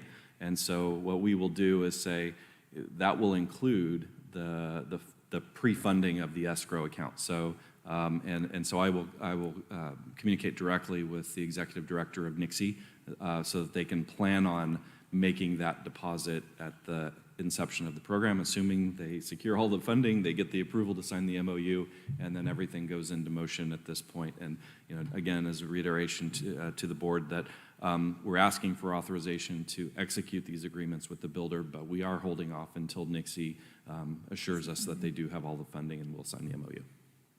Any further questions? Have any blue cards been received? We have not received any blue cards. May I have a motion to approve resolution number 42-2122, authorizing the final guaranteed maximum price, execution, and delivery of a site lease, sublease, construction services agreement, and other acts related to the district's North County Academy Modernization Project Exhibit A in the amount of $2,933,319 to be paid to CW driver companies and reimbursed by North Coastal Consortium for Special Education. So moved, Pearson. Second, Rawlings. Trustee Pearson made the motion. Trustee Rawlings seconded the motion. Any discussion? Trustee Rawlings. With that clarification, I'll be voting in favor. Thank you. Ms. Garcia, would you please call for a vote? Trustee Rawlings, Yes. Trustee Pearson, Yes. Trustee Williamson. Yes. Motion passes 3-0. Thank you. We now would move to item 7.8, revision of board policies, first reading. Trustees, this is a discussion action item. Dr. Churchill. Thank you. Board bylaw 9240 is before you on your agenda. If you recall, we had discussion at the last meeting about aligning the language in this board bylaw with the language in our governance handbook. So staff did that. We brought it to you as a first reading this evening. Should you so choose, you can waive the second reading and approve it this evening.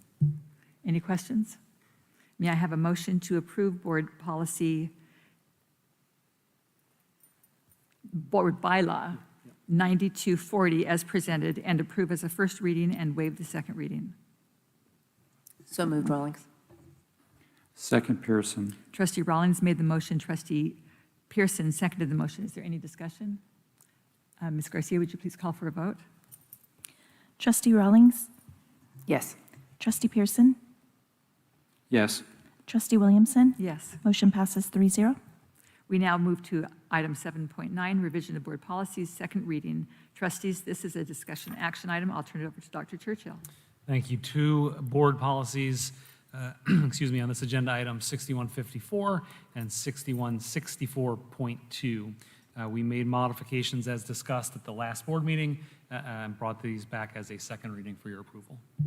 Any questions? May I have a motion? So moved, Rawlings.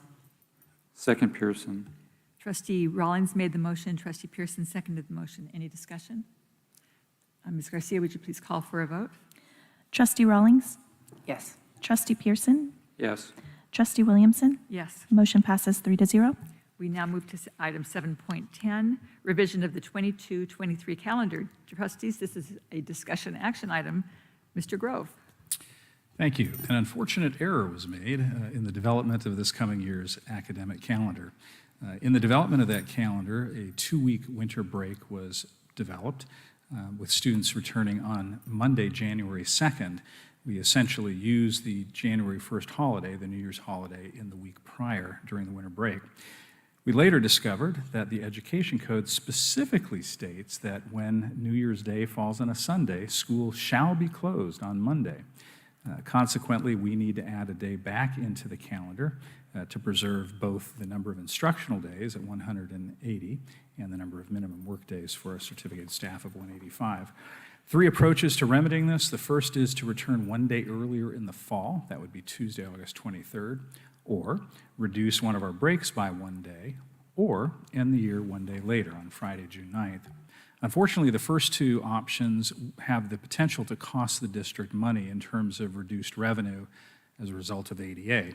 Anytime a student does not show up, we lose about $59, regardless of the reason for their absence. So consequently, if we have a day in which students are unlikely to come, namely 1 day prior to the beginning of the year or a day in the middle of a break, we're likely to lose students. And if it was, say, 250 kids, that would run about $15,000.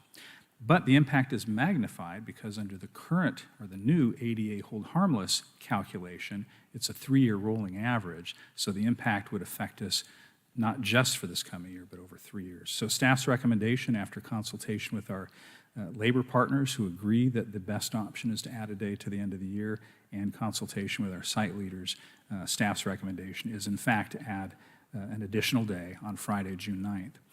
In anticipation of one of your questions, as I've been asked from parents, what does that mean for graduation? And the fact is, our calendars never dictate a graduation date. Those are site-driven decisions. Historically, graduation has fallen on the last day of school, which has historically been a Thursday. But there's nothing based on this calendar change that would require graduation to be moved from the Thursday prior to the last day of school. Yes, that was likely to negatively impact attendance on the final day, but again, once ADA is closed for the year, that calculation takes place through about mid-April. Student attendance does not negatively affect that calculation. Any questions? Ms. Rawlings? With that being said, and the instructional calendar still needs to be 180 days, or so how would you just have school that day and anticipate low attendance? Yeah, I think, typically the last week of school, there are a variety of activities that take place, and I think this day would look very much like any other day during the last week of school. Mr. Pearson? So in staff's calculation, I would assume, but I'll ask the question, knowing that the 9th, right after graduation, makes it difficult for students to attend, right? So I'm assuming that you built that into your thinking? Yes, and again, it depends on what that day looks like, whether students attend or not. Clearly, if graduation is on Thursday, seniors are not likely to show up on the following Friday. However, if I'm a principal in elementary school, I may run a field activity that day where it's a, science carnival on the playground or something like that, which would probably encourage attendance and be a good activity. So let me just, the follow-up question then. If I hear you right, Mr. Grove, that there will be an exerted effort to make sure the 9th is a great day for students to come to school. It'll be a lot of fun, and we'll have our ADA. Is that what I'm hearing? Yeah, I think we make that effort every day of the year, and okay. It will be no different. All right, thank you.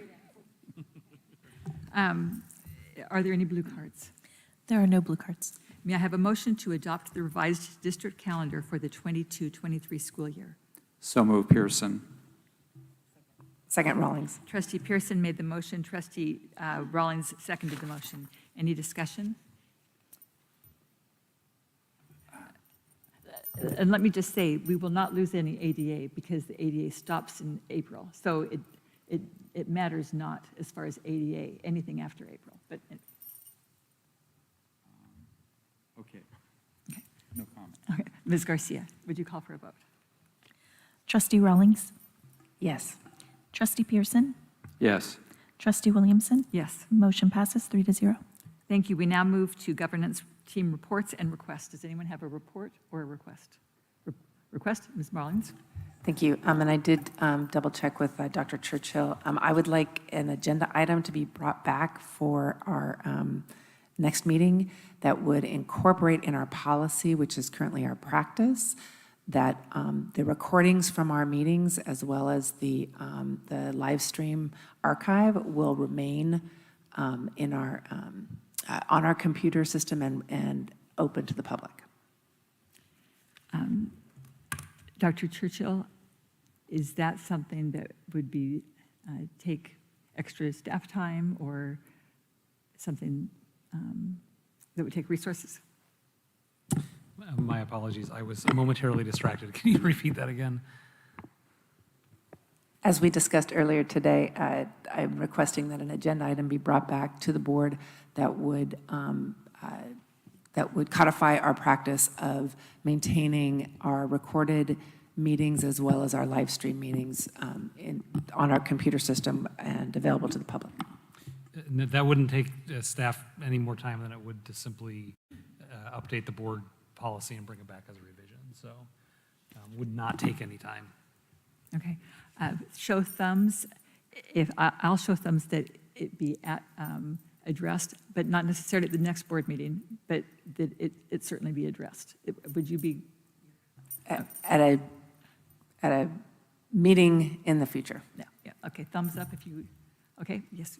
So that the thumbs have passed. Any other reports or requests? Okay. There is a need to go back into closed session, so we will now recess to closed session. We will not be reporting out. Just for your information, the next meeting, regular meeting, will be July 13th at 6 p.m. at Sage Creek. Thank you.